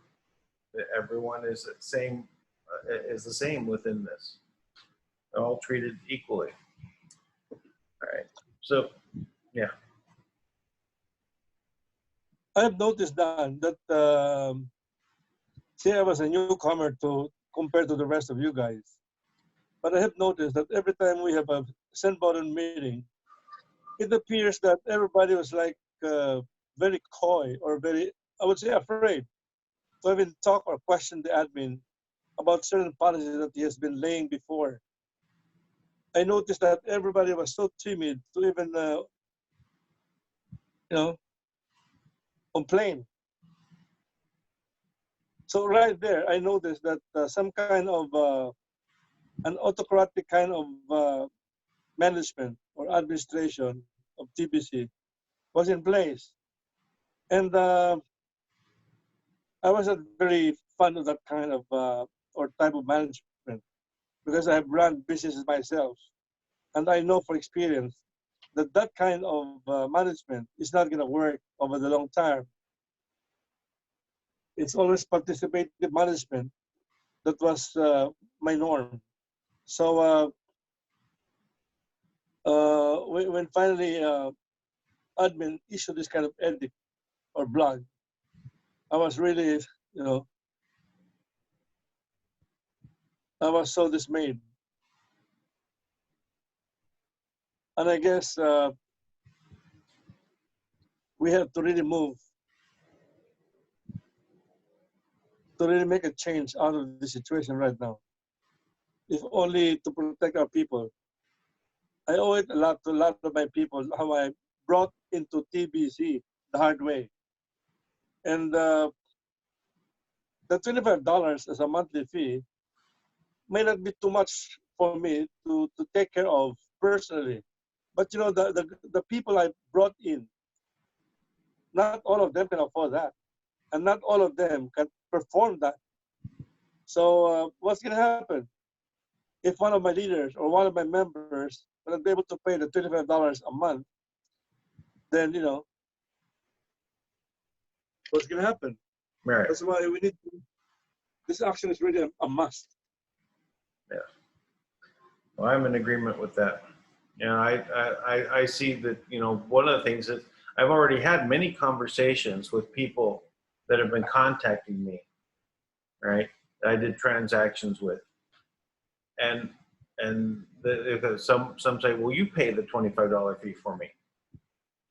You know, I sold them the coin, right? So Right. it's my responsibility. How does that become my responsibility now? How did that happen? You know, so this is over every which way you look at it. It's a very bad look. I like what Randy said. It's a bad look. Well, Dan, you know, too, you know, that whole idea of responsibility, that says quite a lot. You know, we all do. I think that's why we're all here right now, is because we feel a tremendous amount of responsibility for TBC. I mean, that's why we're here. We're expressing our concern because we have a huge responsibility for you know, the work that we've done, the people that we've influenced, and you know, the coin that we have you know, influenced into the world, you know. And it just so happens that a lot of us have been very active during the time that TBC was, you know, you could acquire one full TBC or more, and now we're still responsible, you know. And so, I mean, do you think that people today who receive less than one TBC, that have less than one TBC, do you think that every single one of them are active with TBC? You know, the fact is that, you know, it's actually pretty scarce compared to the I'm sorry. I was just saying that, you know, it's part of what we would tell people, right? You could just hodl it, right? Just join us, sit back, and if you don't want to recruit, you don't want to bring in members, that's okay. You know, take advantage of the promotion, get one full TBC coin, get two, get five, right? And then sit back and wait for us to build up the membership to make it easier for you to use your coin, and then you can use it in the future. And it's not those people's faults that we have the diabolicals out there. You know, there's a lot of diabolicals out there. I mean, let's face it, an admin has done a lot to try to rid the community of the diabolicals.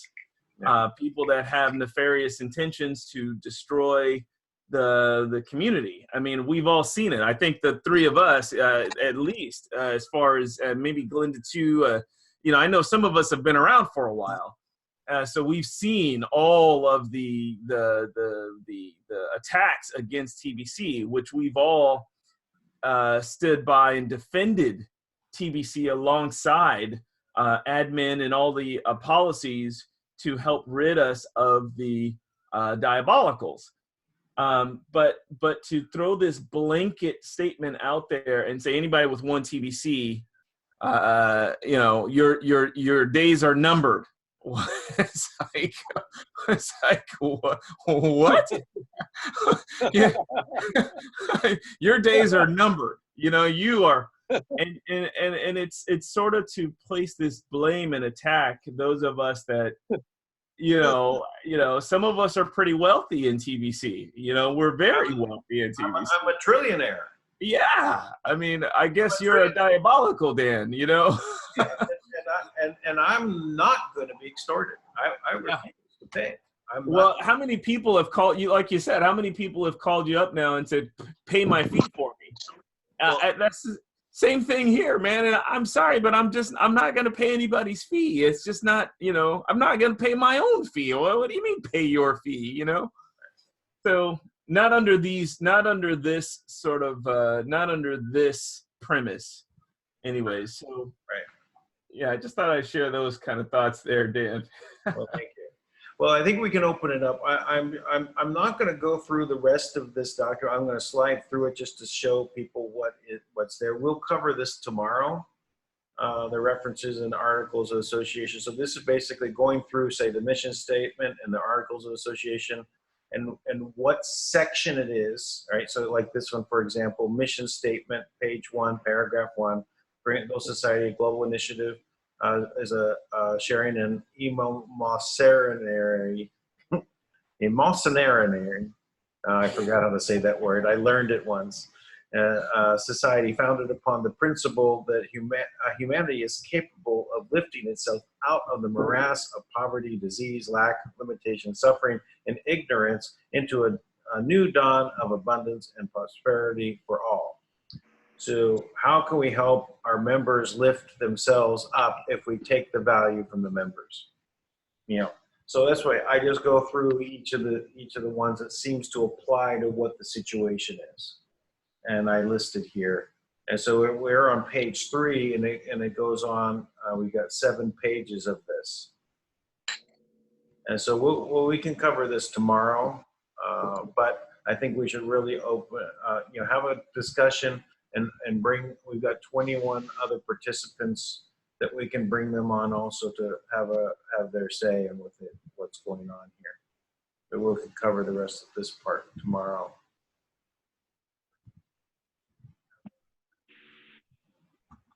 Cool. Almost done. There we go. End. Okay, let's stop the sharing here.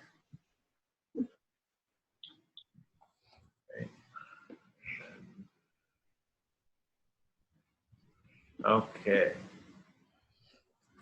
So before we bring everyone else on,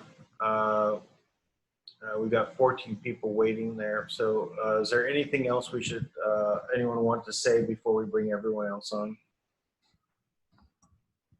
I think we've covered a lot here, Dan. Yeah. Okay, here we go. Admitting all. Dan, one more thing. Oh, okay, go ahead. Yes, Robert? Yes, when I first joined TBC, I watched the video which says that buy and hold TBC and all of your dreams will come true. It didn't say buy and hold and pay a monthly fee? No. Oh, okay. Just checking. They did not say that you have to pay. Okay. All right, so anything else before I let in the floodgates? All right, here we go. Admit all. Okay, everyone. I see Scott is there. Hi, Scott Thorne. So you will have to unmute yourself. If you came into this without accepting the audio in a Zoom room, you have to say, use device audio. You won't be able to be heard. You'd have to actually leave and come back in if you can't find the setting inside the app. But if anyone would like to say anything, just go ahead and we could just try unmuting yourself and you can talk. Hello, Dan Lewis. Hello. Yeah, it's Jefferson speaking. Good afternoon, Dan Lewis. Good afternoon. Yeah, I want to use this opportunity to commend your work on the Kringle Society. It's very much commendable, and obviously people were the earlier adopters before we joined. Like myself, I just joined in like 2017, and prior to that, I've been observing that there was a complaint as regards to the promise from admin that there will be the first 100,000 testers to establish the exchange of the time. But fortunately, that didn't work out, and TBC was on hold for close to 6 months. Well, that one came up and left, and the TBC came in full stream like 2018, at least, where everything came up and admin said we should be paying $10. I believe we have already discussed all these things. But my major concern is we actually need to see a roadmap. We need to know where we are going. And it's not just enough to tell people to pay so and so amount of money. Obviously, we are 3 million people, and we have to meet up to 1 billion. So what is it there that we're going to use to show to other people to come into the society? yes, there's a public notice, and I want to say that you guys have done a very good job in terms of how will I put it, bringing up public notice and bringing up the authenticity of the legality of the currency, which is a very good one. I commend admin, and I equally commend everyone in the community that have done so well to bring it up to what it is today. It's a big concern, and this is not about money. Everybody, I could afford to pay, but what about the other people? You know, and you know, no offense, but I feel, like you said, a council needs to be made, because something of this abnormality has to be in a very big, massive scale, and a council is no longer a one-man affair anymore. Yeah, I just feel that we need to, because again, that even reminds me. I just remembered now that on the front page of the kringle.cash, there is I don't know how to put it, but there's an information as regarding the interface of how will I put it, the interface of the payment system, as in terms of PayPal, MasterCard, PayPal system, MasterCard, and all, which will be displayed on the front page of the kringle.cash website. Admin needs to tell us why is it being displayed? Why is it there if it is a peer-to-peer currency? What is in for us? How is it going to help us in the future? So that at the end of the day, we do not end up being a laughing stock. I believe we have gone a long way, because these are the informations that will help people to really believe more in the community and have a full influx, because so much needs to be done. And finally, before I leave, I believe that we need to make more emphasis as regards of the currency than actual Bitcoin bounty. I've noticed one thing, that since the time Bitcoin bounty began, it's beginning to being more. It's becoming to be more of a nuisance to our mission than the actual mission itself. Because when people concentrate more on the Bitcoin bounty than the actual gift, it defeats the purpose. And I can guarantee you there are people who are not even recruiting, but are doing more work to grow the community, because they're actually making more emphasis on how to use the currency than wasting more time on the Bitcoin bounty. If peradventure there's no money, I believe we shouldn't be doing any of those things, but rather we should spend more energy. We should spend more energy on how all those monies or fees that you want to use to pay for maybe our own blockchain or whatever. I think energy should be channeled to that now. People are actually looking for money to do things of that magnitude. Thank you very much. Well, thank you. Yeah. Yeah, there's many things we can do to improve TBC. We have a lot of very creative people, and we can make an environment that is conducive to allowing our creativity to allow us to help move us forward. So I do appreciate that. So anyone else would like to say something? I heard something. Hello. Hello, Mr. Dan. Hello. Oh, hi. I want to say something, please. Yes, go ahead. Good evening. Just say your name. Thank you so much. Okay, my name is Tajuddin Omar from Egypt. Go ahead. Are you with me now, please? Yes, please. Okay, thank you so much. I really appreciate your effort for bringing out this issue at this very critical period. Seriously, all the TBC members, or let me say majority of TBC members, are not happy with this new policy admin just bring to the community. According to the last update that admin post on the blog, he made mentions of the reasons why he is bringing this new policy, which are the first one, he complained about the TBC discounters, that the people are discounting the coin, they don't give it the value it deserves. Yes, we know, we all know this. We see the advert on Facebook, likewise on WhatsApp and so many groups and the social media platforms. But as a result, to me, that shouldn't be a reason why you want to punish a bad egg, and at the same time, you are punishing the whole community. Because to me, this is a punishment to the whole community. Yes, I joined TBC right from November 2016, to be precise. So, and if you see that time, TBC has no value at all. And that time, there was nothing like buying $100 or getting a TBC for buying $100. And there was nothing like paying admin fee or wallet fee.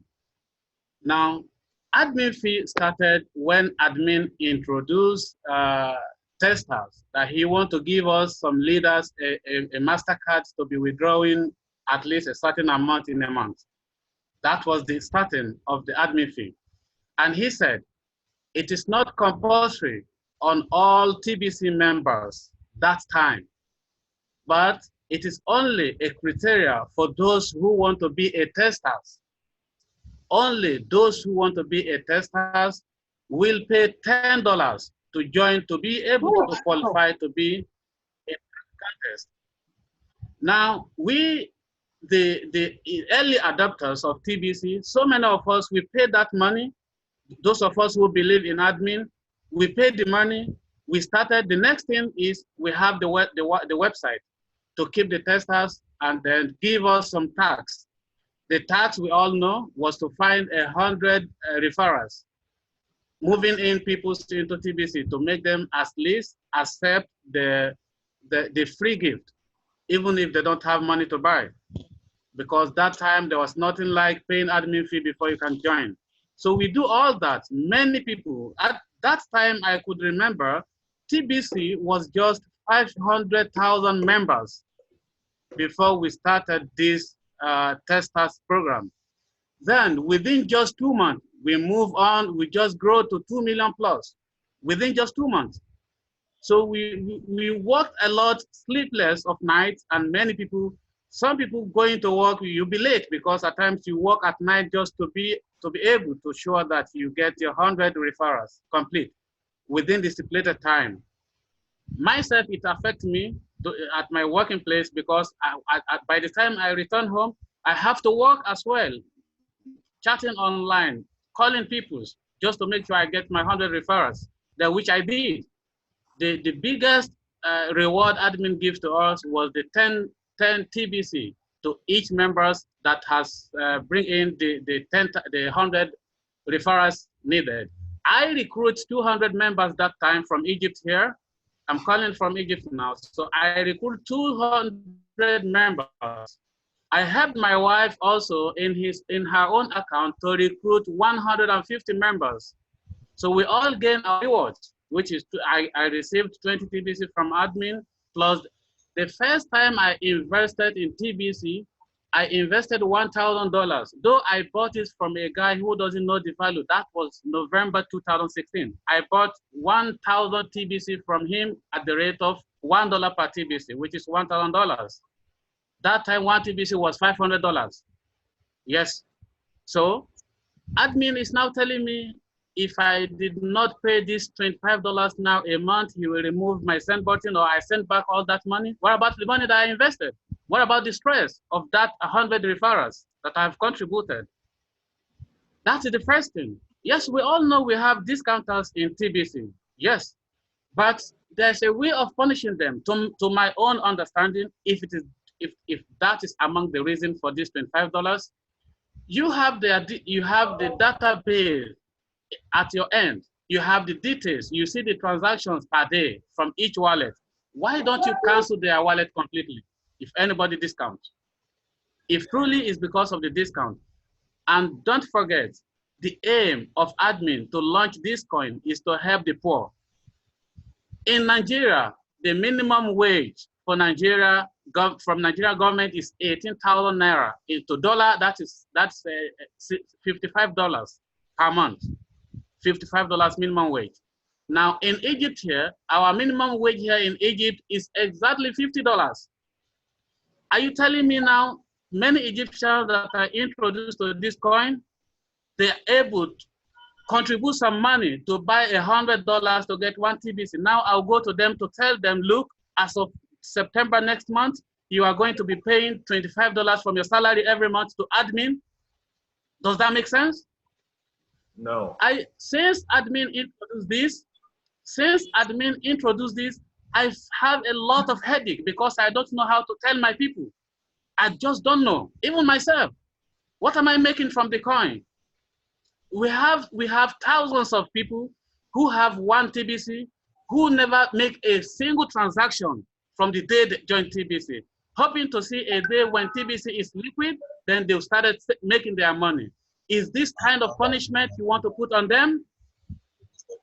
That is one thing. Second thing, if it is because of admin want to build a new website that is going to be the final website for TBC community to be able to accommodate the billion members we need. And of course, we know that's going to cost a lot of money for him to do that, to have a standard blockchain, because we know the one we are using now is not a standard Bitcoin blockchain. If that is the reason, also, to admin calculation, like the last blog we see, he said we have 200,000 members who have more than 1 TBC in their account. Okay, if it is because of the website, why don't you make it, if you make it a compulsory upon every members to pay that $25 once in order to help you build that site. If 200,000 members pay, please meet some of people that are talking there, and that is distracting place. Okay, if 200,000 members pay $25 each, that is $5 million. What kind of website admin want to buy for the community? That is not enough. And if that is not enough, what about the other members that we pay? Honestly speaking, we have to say the truth. Since Mr. Abundance entered TBC, admin believe it is only him and those who are working for the TBC bounties, Bitcoin bounties, are the one building the community. If admin is confused that they are the one building the community, okay, let's all members, all leaders worldwide relax and see a few of them to see how they will be able to do that. Mr. Abundance has bring a lot of issues, a lot of problems. We know, yes, he's working toward the growth of TBC, yeah, but I have a problem with him and many members too. He's not the only one. You cannot just admin say one thing in the blog. He made guess of old adopters, the early adopters of TBC. He said, this complaint about $25, no new members complain. I said, I read the post. I said, and again, to complete that, he said, if you don't like anything, you don't need to complain. You just look at it and you move on. I said, what, really? That's great. After we have wasted our time, after I have invested my money, then I'll just look at it and walk away like that? Is that how you want to help the poor? Now I said, admin, don't forget, before Mr. Abundance joined the TBC, we were 500,000 members before you introduced this. We never questioned you about the MasterCard. Yes, we never questioned you about that. Now you later make the admin fee compulsory, you turn it to $22, later now $25, now compulsory upon all members. To be frankly speaking, admin just have to reconsider this issue and turn back. And again, the worst part, he bring the wallet for us to resend our TBC. That is the way of helping the poor, really. This is an autocracy. If you're in a government, you don't have to seek you said this is a community that agreed upon a common goal. We agreed upon this. Our initial agreement, you just change it within yourself without contacting the leaders or the communities that you said you are ruling. No, this is not done. Please, it's causing headache to every members who like to say the truth. Those who are saying admin is doing right, because they are saying that just to gain the admin's comment. That's just it. No one in TBC community, even if you are making that money, no one will be happy to be given that $25 every month. When will it end? No one knows. We start from September. No one knows when will end. So please, Dan Lutz, we really appreciate this, your courage to bring upon this meeting.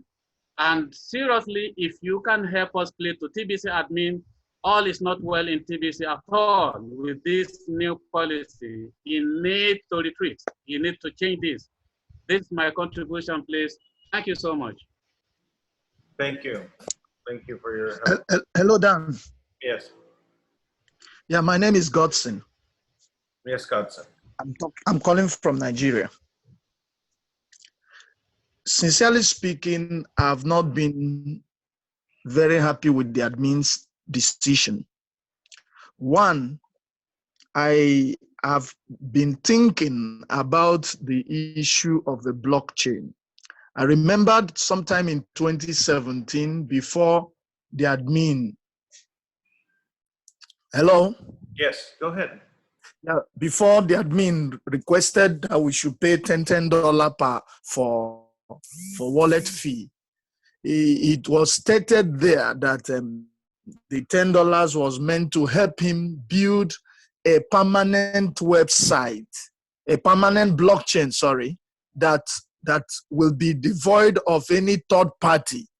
You promoted that to us, especially during the time Latifa and the other trolls were troubling the admin. Most of us supported the admin in fighting the battle of that time. I remember at a time when they were accusing admin of maybe extorting money. He had to publish the expenditure, especially when he had an issue with TBC police. He had to publish the income and the disbursement, how he spent the money within that time. I want you to help me ask admin, can he give us the financial cost of the roadmap of TBC? We need a financial cost, a budget that we can be looking at so that we will see, okay, this is the amount that admin want to spend within this time and this time to make sure that everything about the blockchain, everything about keeping TBC working is achieved. Can he give us such a proposal? Most cryptocurrencies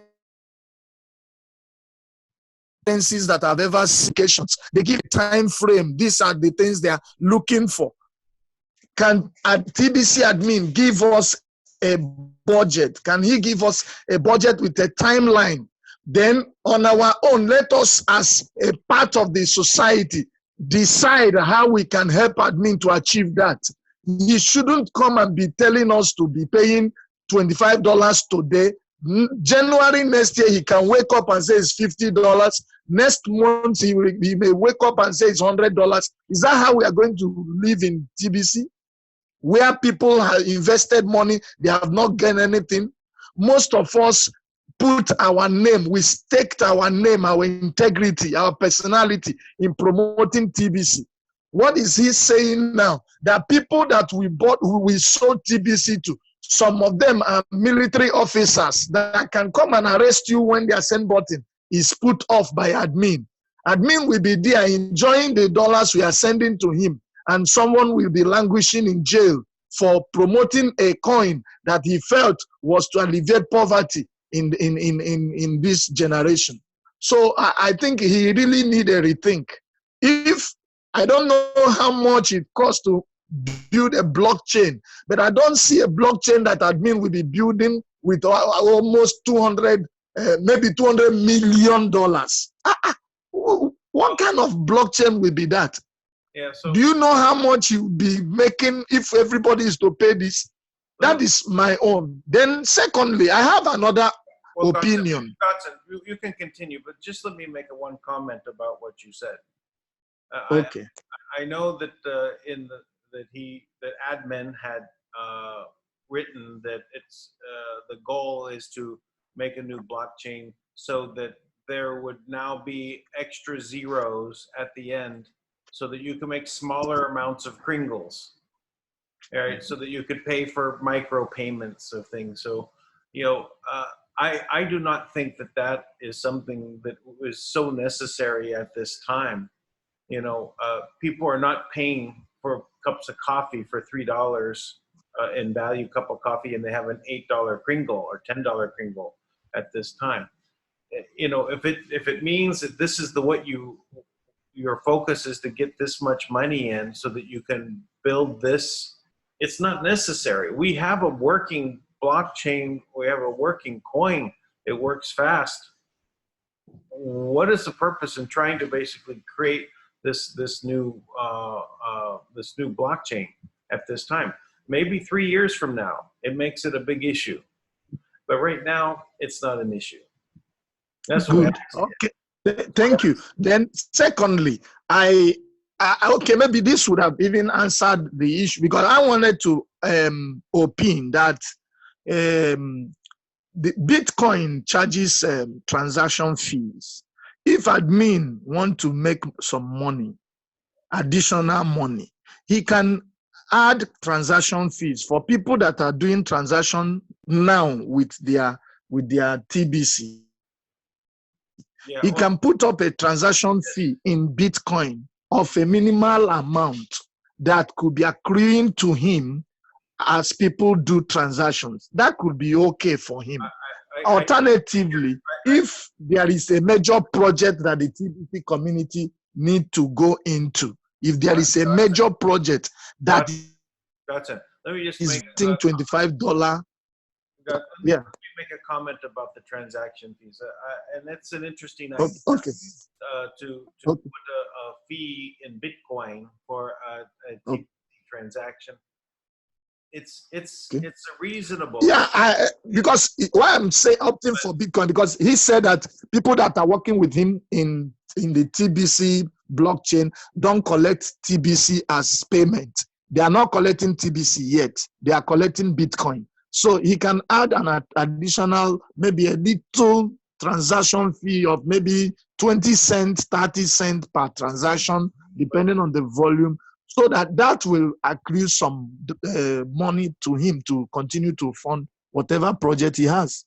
Well, let me finish my point. Was we get into the same situation of an agreement that was already made, lifetime wallet fee, no transaction fees.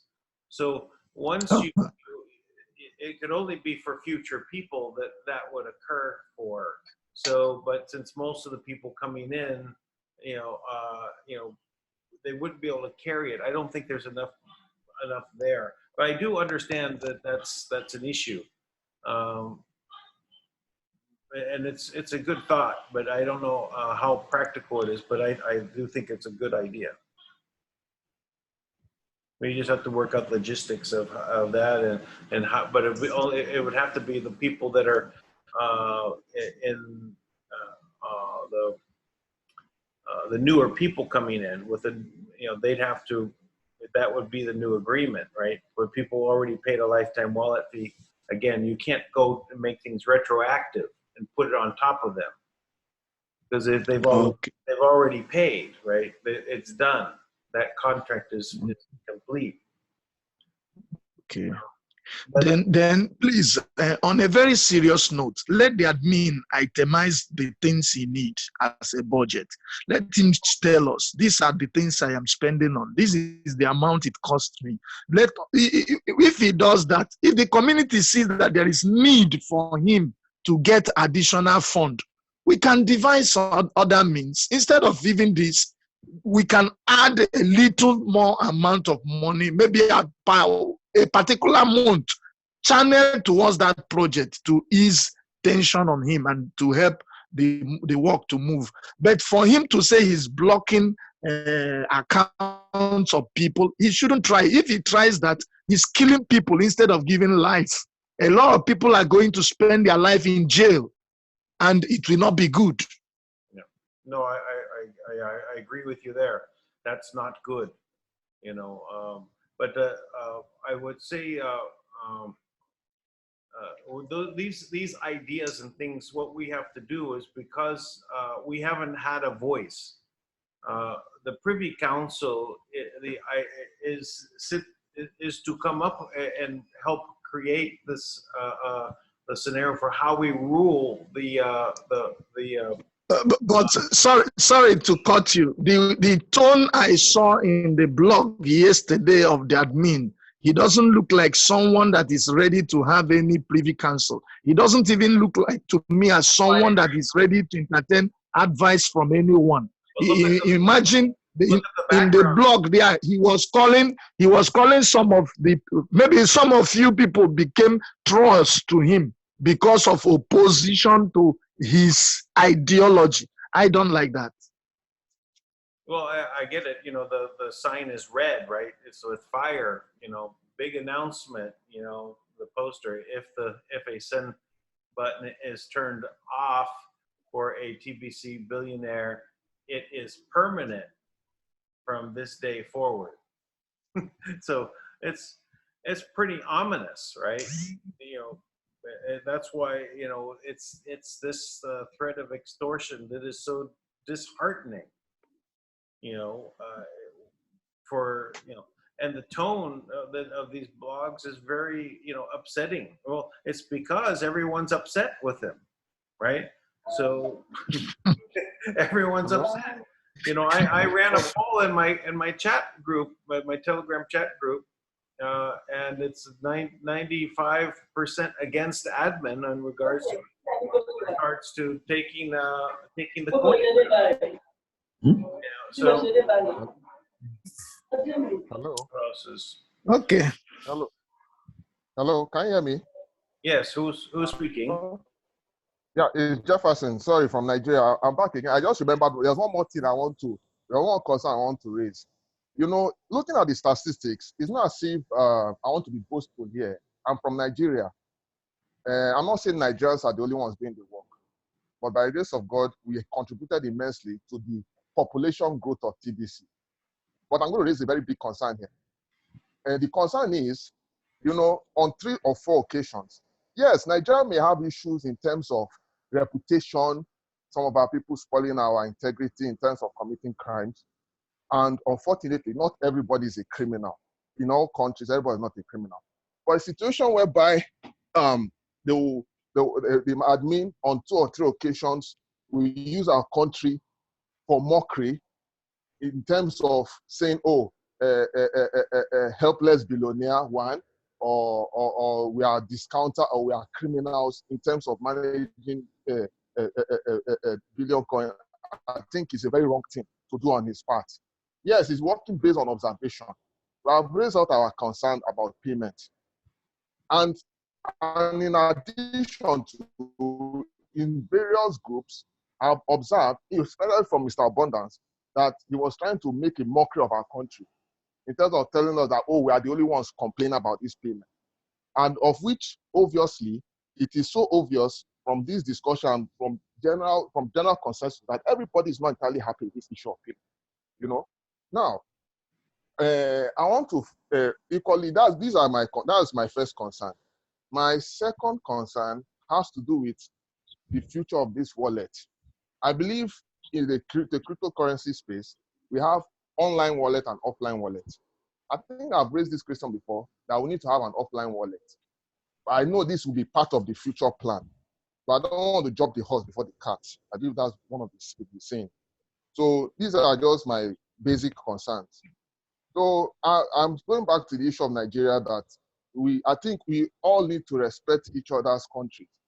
For instance, I cannot just come and say, oh, American people are crazy, or people in Britain don't have reasoning faculty. I believe that would be wrong of me to do that.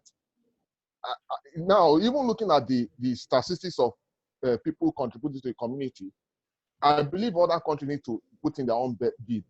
I know, even though I know there's a challenge, but not a situation whereby I do not know what they are trying to achieve. They will just stay by the corner and feel because at the end of the day, I recommend that our people did our best to ensure that this community grows by adding on to the populace. But that is another thing. That's a discussion for another day. I believe, like you said, we need to have self-respect and love for one another. I'm not saying that one should be disrespectful with what is given to us or what we bought, or discounting or doing scams. Scamming and all those things are not good. No offense, but they should not use that general consensus to label a country. I believe we should try and refrain from that. That is my own part. Thank you. Thank you. In addition Go ahead. to that, Dan, I had to even hello. Yes, I hear Hello? you. Yeah, I was about to ask, why did admin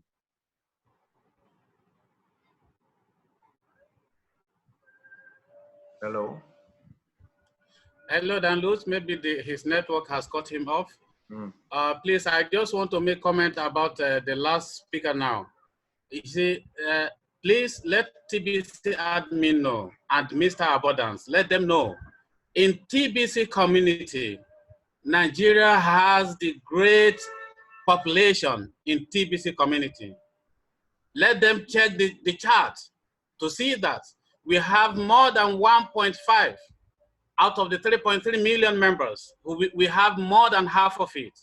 So in that case, it is possible, yes, to be having some discounters from there. So that doesn't mean you have to generalize the sin of a few people among all the members. No, you should just have a way of punishing them, and whoever do something wrong, punish the person and let's go ahead. I am in Mr. Abundance group. He always forwards some kind chat between him and Nigerians who are saying, yes, it's only Nigerians that are discounting TBC. I'll tell you one name. There was a guy in Facebook. His name is Jason. This guy is from Philippines. He is the highest TBC discounter ever, right from the launch of TBC up till date. The guy, even from the time of TBC police, the guy will go into TBC police Facebook or the group, Telegram group, and said, please permit me to post. He will post his wallet and all the details, how he sell his TBC, and nobody complain about that. And from there, we never generalize that all Philippines are the ones spoiling TBC community. No. Please, this is a very, very vital point that admin has to take note of. Please, it's painful. Thank you so much. hello, Dan? Yes. On the issue of discounting, I want to even find out, does it mean that admin don't know the wallets of these people? Because it's really ridiculous when you see somebody posting TBC for sale, 100 TBC for $100. I mean, up till now, some people are still asking people to come and buy TBC at that stage. And I discovered that most of these people are people that have given up on TBC. They have concluded that the thing is not going to work, that admin is a scammer, he's scamming them, and they are no more interested in promote. Of course, one of the reasons why people will not promote TBC, especially in Nigeria today, is because the ones we did, the promotions we did, is already turning to become a problem to us right now. How will admin ask me to go and promote TBC that I promoted some years ago? He asked us to bring in children. He asked us to bring in the aged ones. And we brought in all these people. Where will these people get the money to come and be paying admin fee per month? People that are in poverty, people that they find it difficult to even sell things and survive. You brought TBC to them as hope. And now you are asking them to begin to pay. And I see some TBCians who will be supporting admins saying, what is there? We just pay. After all, it's just 25. If I am to pay $25 for all my children that admin asked me to bring into TBC, how will I do it on monthly basis? That is the issue. Well, I think Thank you. Yeah, I think the whole point is, you know, there's one way to do things, and that one way only fits for a certain group of people. You know, and so there has to be multiple ways in order for us to, you know, promote TBC. You know, just doing it one way means only those certain people that can do that one way, that are successful at doing it that way, will be driving this. So it's very difficult for us to achieve a very big uplift of membership if there's only those few people out there. And to then go ahead and punish the ones that are not going to do that because, you know, they're not full-time doing this one job. It's ridiculous. It's not, it hasn't been that way from the beginning, and it can never work.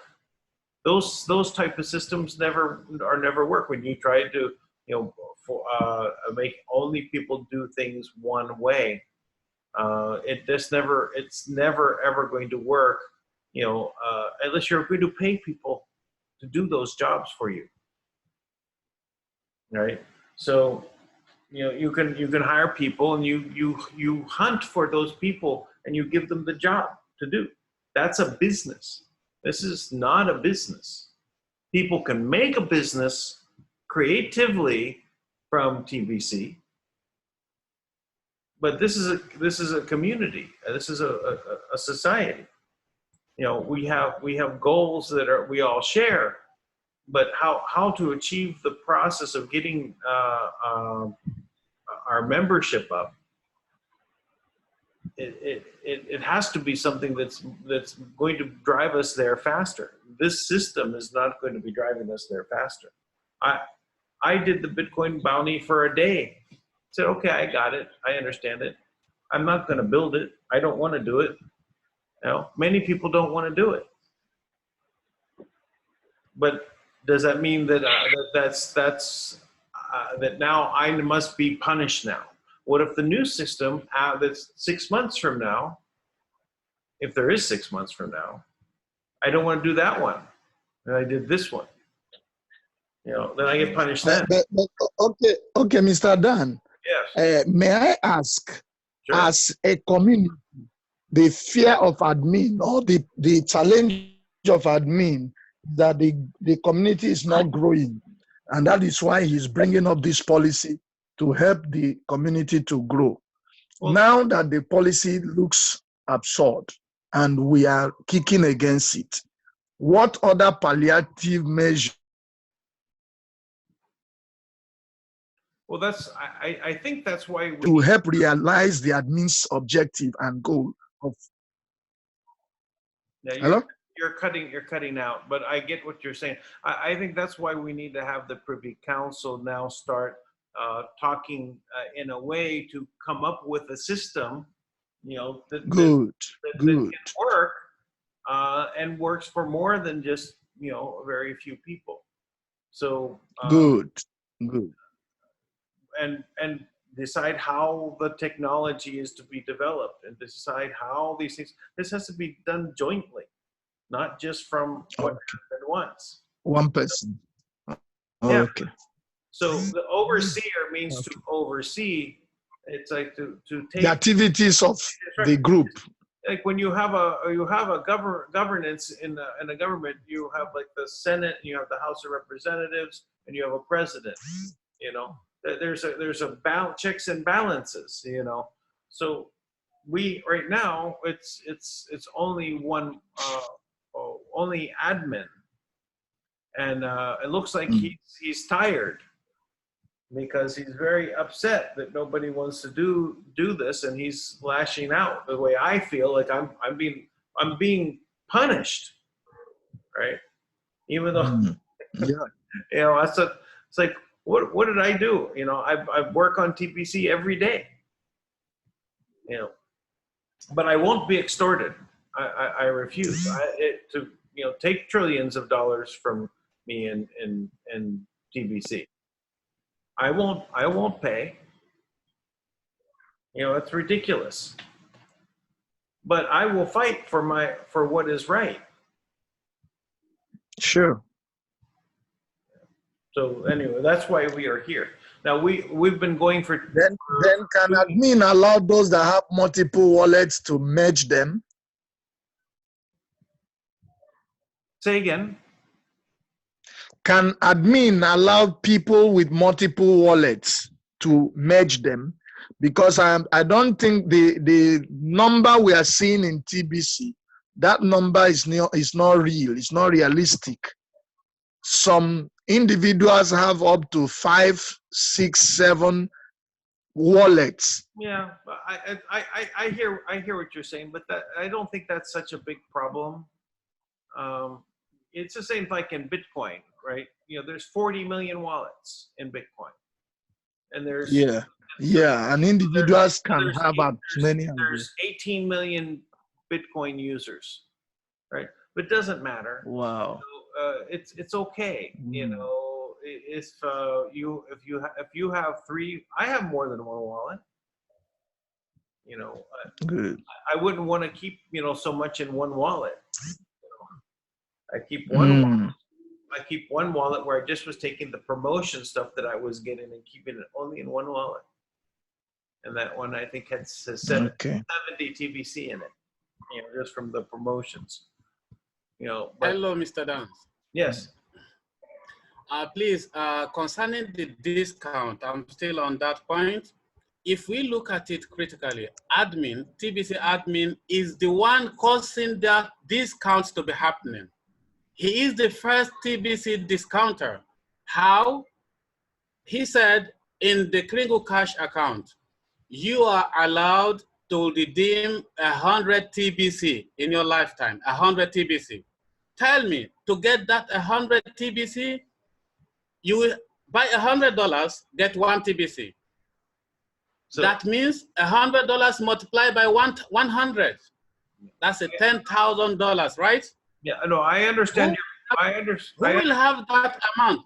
Now, when I realize I can, now, most especially now, the wallet fee is free.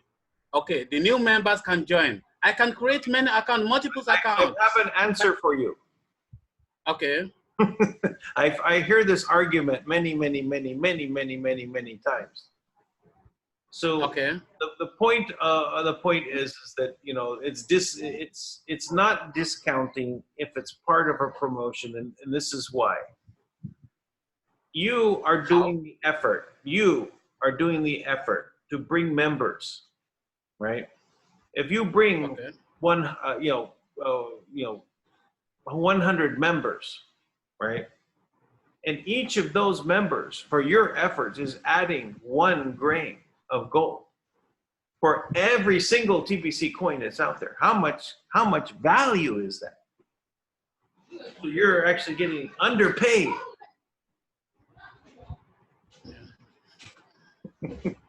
I understand what you're saying. Okay. But at the same time, if I bring 100, I'm going to give 10 TBC as a payment for that a job well done, right? 10 TBC. And a TBC now costs $10 million plus. Yes. Yeah. So multiply by 10. Yeah, you got $100 million. Yes. We are talking about 100 TBC. That's a huge amount. That is the reason why we have the discounters have multiple wallets. They will be selling the wallets, not transferring again. Yes, that's where the problem comes from. Yeah. So if admins really want the coin to have value, a valuable currency will not give out that huge amount of money. Yes, you give it value. Yeah. Why don't you make it limited to that 10? For every effort, that 10 is enough. If you really want to help. Now I can just wake up a day and I'll register a wallet, send money to it. I have 100 TBC. Okay. If I don't want to make a transaction for my own, I can sell out that 100. I can sell it at the rate of $100 as I like. I get it. I get it. But you know, I think that you know, we can come up with solutions. But yeah, that is it. But I think this is not really the time to talk about how we're going to, you know, create this. The point of this conversation is to really talk about where we're at with this new policy and how and what does it mean, right? And then we need to go ahead and change it. We have plenty of time to now look at how do we make discounting ineffective. You know, there's other ways to look at it, how to treat this. But I don't fault you know, the concept of giving promotions and you earn TBC. I think it's because you are worth it. You're doing the work, so that value is based upon you doing your effort. So I don't think you're overpaid to get the 100 million. Right? You're worth it. Mr. Dan, you know, the reason why admin said the $25 fee should be paid every month, he made mention of discounting, you know, as the first reason. So if we should talk about discounting, then this is the root of discount. That's what I'm saying. I know to be paid for the work you do, yeah, that is sure. It's a great idea. But this is too much. You are not giving value to it. Yes, we have to be frankly speaking. It is too much, 100 TBC. Yeah. So I create five email now within a few minutes, I fill it. I have 500 TBC for free. So how do you expect me to have a real value for such coin? It's not done. How do you, imagine now Bitcoin started today. I said, okay, we want all the whole world to know about Bitcoin. And okay, from now, if you recruit 1,000 members, I will give you 1 TBC, just one Bitcoin, for example. What do you expect? Just 1,000 members, you'll be given just 1 Bitcoin.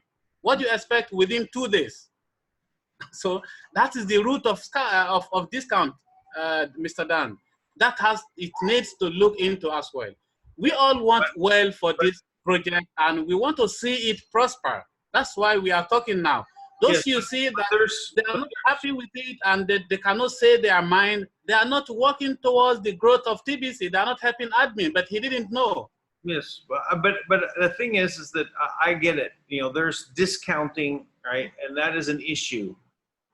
I think that even though it's one of the issues that he's looking at solving there, I think there's other ways to look at it, how you can deal with discounting that you don't have to centralize the wallet, that you don't have to penalize people. There's other ways to look at it, right? But that, you know, can be worked out in making some plans for the future. So anyway, I'd like to say,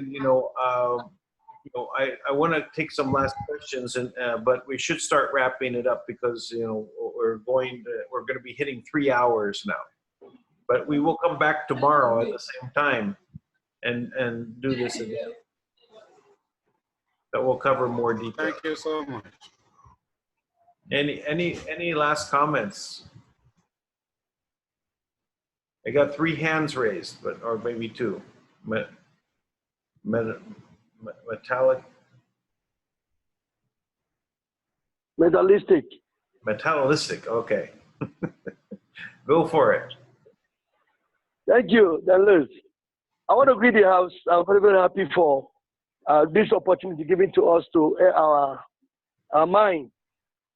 Reason because we find serious value on the Billion Coin, and that's why we have been following it up right from the very year it was created. I came in, which is 2016, and we discover we Nigerians here have value for it so much because that's why we have been recruiting. And even before the issue on board, Nigerians have done their best, at least to push this work very seriously.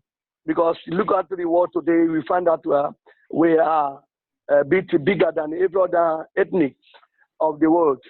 So we will not be happy to see that anything happens to it, because we are looking at it as one of the life that the world can, or God can give to us through the admin. So we are doing all our possible best to see that we push the work up. Another one is what is on ground. Seriously, the discounting is not something good that anyone can support. People like us don't do that, a thing like that. And I'm believing God that we find a way to help the community. Seriously, because so many persons' faith can actually drop. Some people can die because so many have put their life on it, believing that at least one day it will work out. So I want to employ you, sir. At least you were a bit closer to the admin than us. Let him also see reasons because of what you are professed, life you are professed to offer to the people.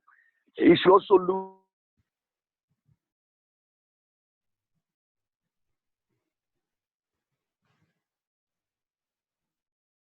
It looks like we lost you. Hello.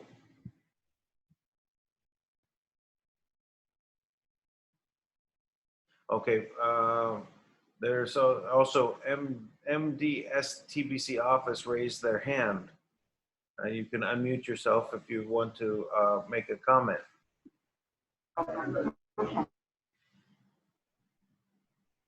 Yeah, thank you very much, Mr. Danlut. Yes.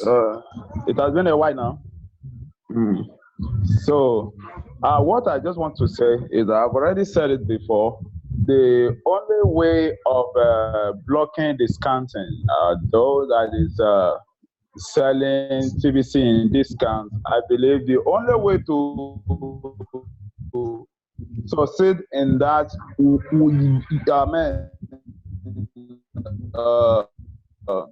easily is by building the system that the per transaction can the system can allow.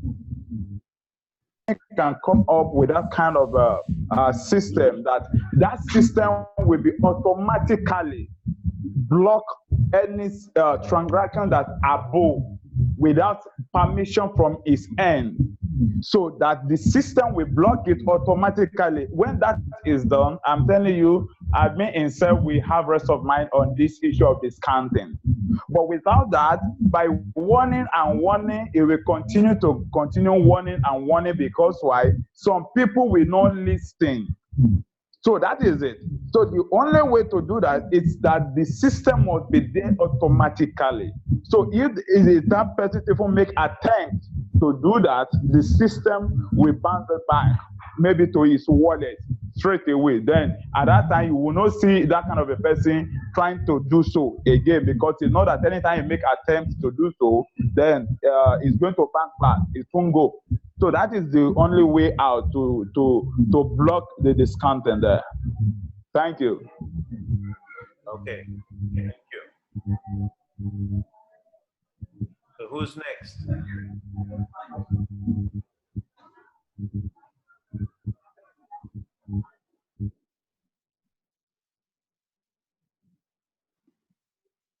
Joseph? Yeah, I can speak a little bit. Hi, Joseph. Haven't heard from you for a while. How are you? I'm doing very well then. Yeah. So, I'm, yeah. What can I say? Well, it is, I'm investigating into the construction of new system, new society. So I'm investigating also into your field with alternative money and so on. And my issue perhaps is another, that there has been very aggressive and abusive control over the art on a new creation phenomena. There was always a control, including new money, of course. So when I'm looking at my own field, which is controlled by different big companies, such as art price.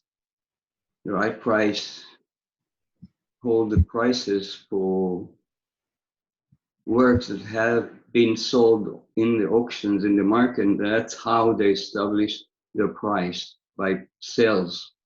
The sales, dictate the price, like in your case, is the same. And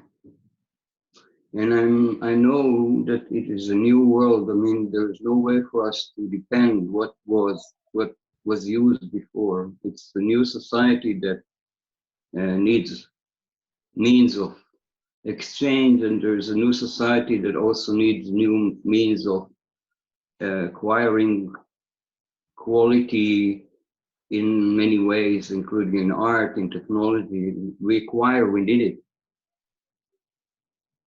So I think maybe there is a reason for alternative money or any money at all if there's something that you really want to do, that you really want to invest, not just for gain, that you really need. You need to travel to meet somebody, like it is my case, or you need to purchase replicators, or you need to purchase things that that you are really hot on purchasing, that you really want to. So then if you had this stuff sold in your means of, with your means of transaction, then there is good reason for it to grow. So it's not so much the troubles that being caused, maybe there is troubles with admins or whatever, but the question is, where is it flowing? It's like a river, needs to know there is a sea of abundance there, that we need the money to acquire all the things that we want. So what do you want? So it's the main question, because then when you know what you want, then you have the drive to go there, So this was my point. And I can talk about it more if you allow me next time. I will talk about it more. Okay, so thank you, Joseph. Yeah. We'll be back again tomorrow. So any more? There's also Gel, Tuba, Brian. Okay, go Yes. ahead. Okay. Yes, sir. This is the first time I joined this webinar, so maybe next time I will. So I just want to ask why I cannot open anymore my Kringle Cash in my desktop, my TBC wallet. Am I blocked or what? But still, I can open in the application, in the apps. Yeah. There is no app. But yes. No official app. But anyway, I don't know where, this is not really the place to ask the questions like this, because we're not doing technical support. We're really talking about of these fees. So anyway. Okay. Anyway, what time you start? You will start tomorrow, so I can be at the time. Same as today, which is about 3 hours ago. Because I entered today at 11 p.m. at Hong Kong time, but nobody's here. It was a mistake. It was supposed to be 10. Sorry. Somehow that number got transposed. Sorry about that. But so where can I raise my questions about my Kringle Cash to open it? Well, that would be using the help desk in the Kringle Cash. Okay. Thank you very much. You're welcome. Okay. Brian, you wanted to say something? Hi, Dan. Hi, everybody. Hello. Yeah, I just wanted to say that, I'm guilty. When I first got into TBC, I was telling everybody I knew about TBC. And I had a real hard time promoting it here in the United States, but I had a few people get involved. But my issue is, I've got 2 sons and my dad, people that I went out and personally bought spend $100 so they could get one TBC through their promotion and everything, and I can't get them to see the vision. They're not going to pay $25. I said, I'm not going to sit here and pay $125 for every single one of them that I personally spent the money for them to have a TBC to set them up, whether they saw the vision or not. But so, I mean, if it was just me, okay, well, I even set up my wife and got her 10 TBC in her wallet. So I'd have to pay 25 for me, 25 for her. Like I said, 25 for my 2 sons and my dad.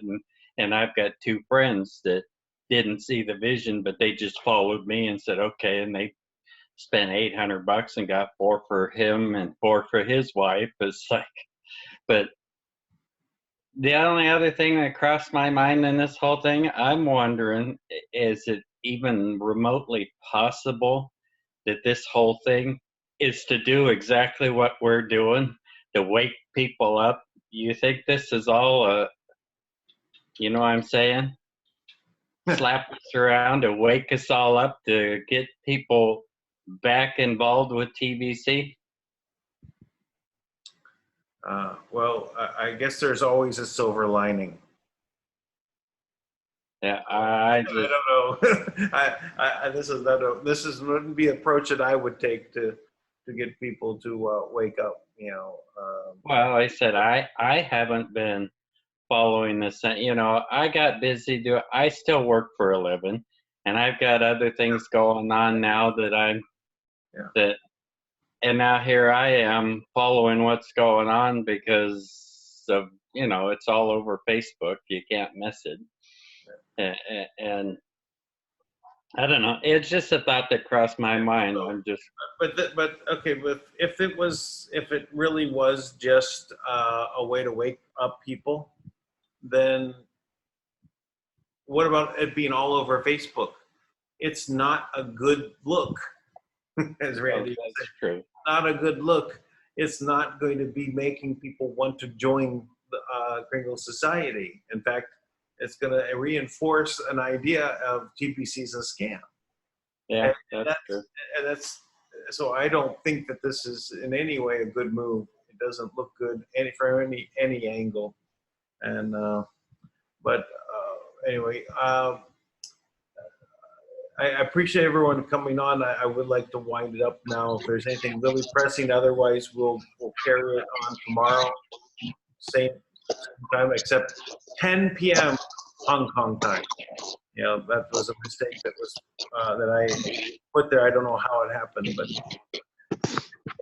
Hey, Dan, just one quick thing. You know, I know this is being recorded, okay, but now, is there the possibility where we could just go ahead and put somebody in because this guy is temporarily insane?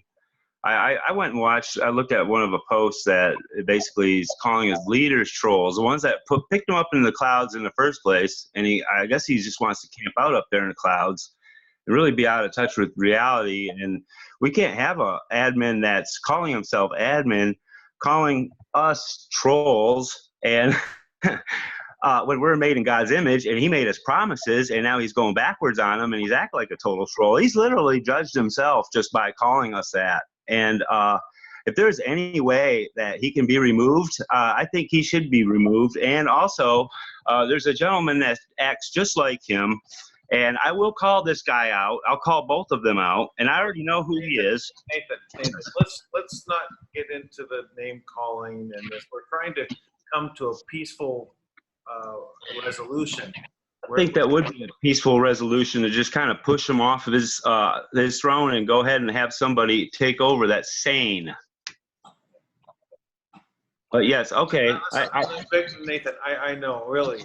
I know the anger. I mean, I was so angry, as I said. But I'm still very upset about the whole situation. Many people are I've had people crying to me. Some people crying are saying that they're sad for all the people that they sold coins to, that they brought into this. Some people are sad because they're having death threats. Right, right, and that's exactly why I'm sad too. And you know, and if he's going to make these kind of statements and just embolden his idiocracy, if I want to call it that, you know, then we could easily just say he's a madman. Let's get him out of here. Let's you know.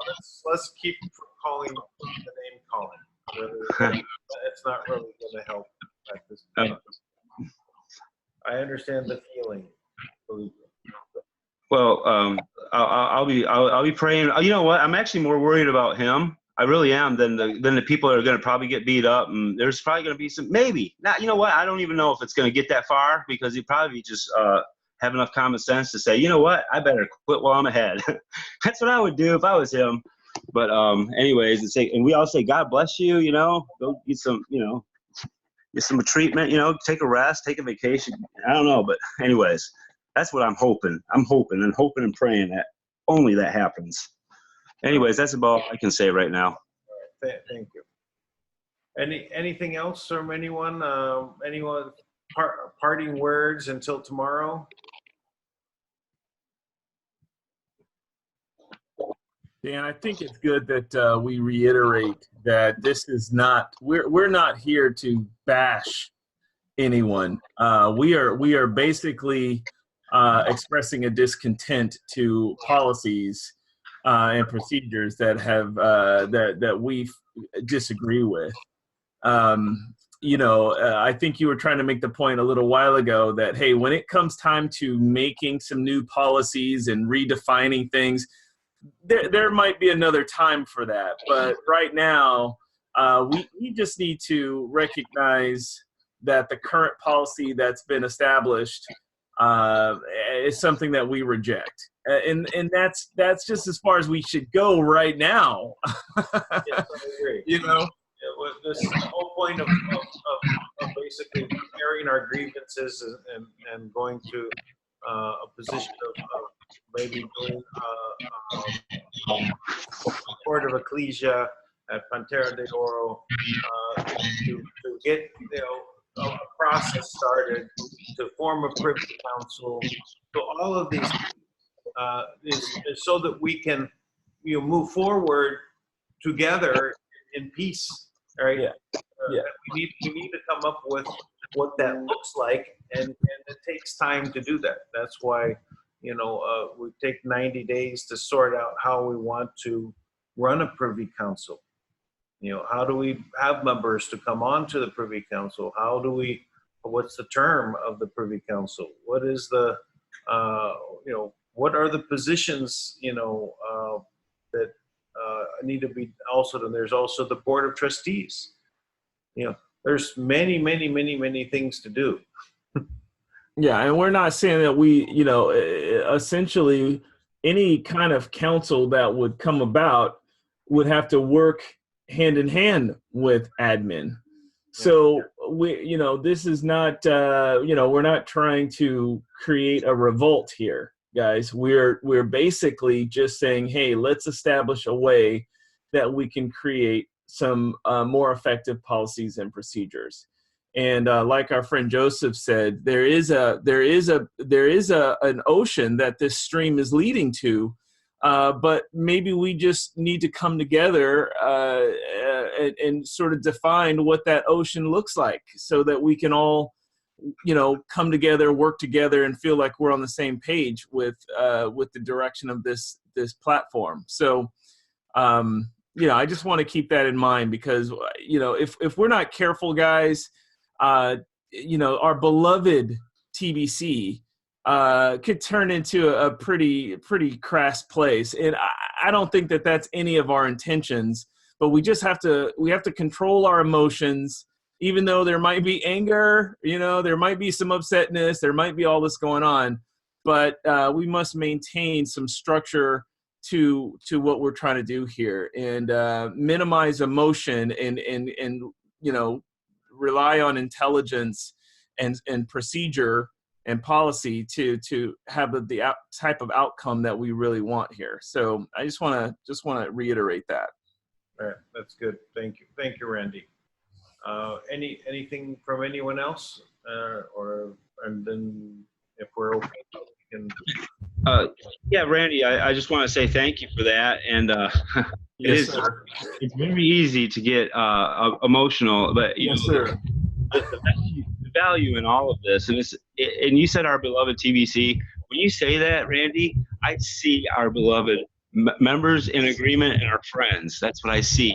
Yes, I sir. see people I love and we love, and those are who I'm speaking for. And that's why I'm passionate about admin. Really it's clearing things up and and get back on the path that he started, and then improve and build up, like Dan says, like like we all should be, and you do, Randy. I know you always do, and build everybody up, not tear each other down, and that is totally what the mission was for in the first place. So I just, anyways, I'll just say that. I really, that's it. Thank you.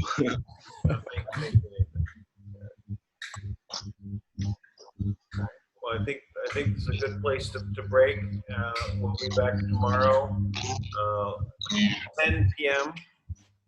Hong Kong time, and then 7 a.m. Pacific Standard Time just for Randy. Thanks, Dan. You're welcome. All right. So everyone, thank you for all attending, and we will do what we can to, help move past this rough spot, and we'll get to the ocean. Thanks, Joseph. And he still had that little tiny window of time to do the right thing, and that's the beautiful thing right now. He's got that golden opportunity to, hey, this is it. This is where you can shine. All right. Do the right thing. Yep. Good night, everybody. Good night, everyone. Yeah, good night, John.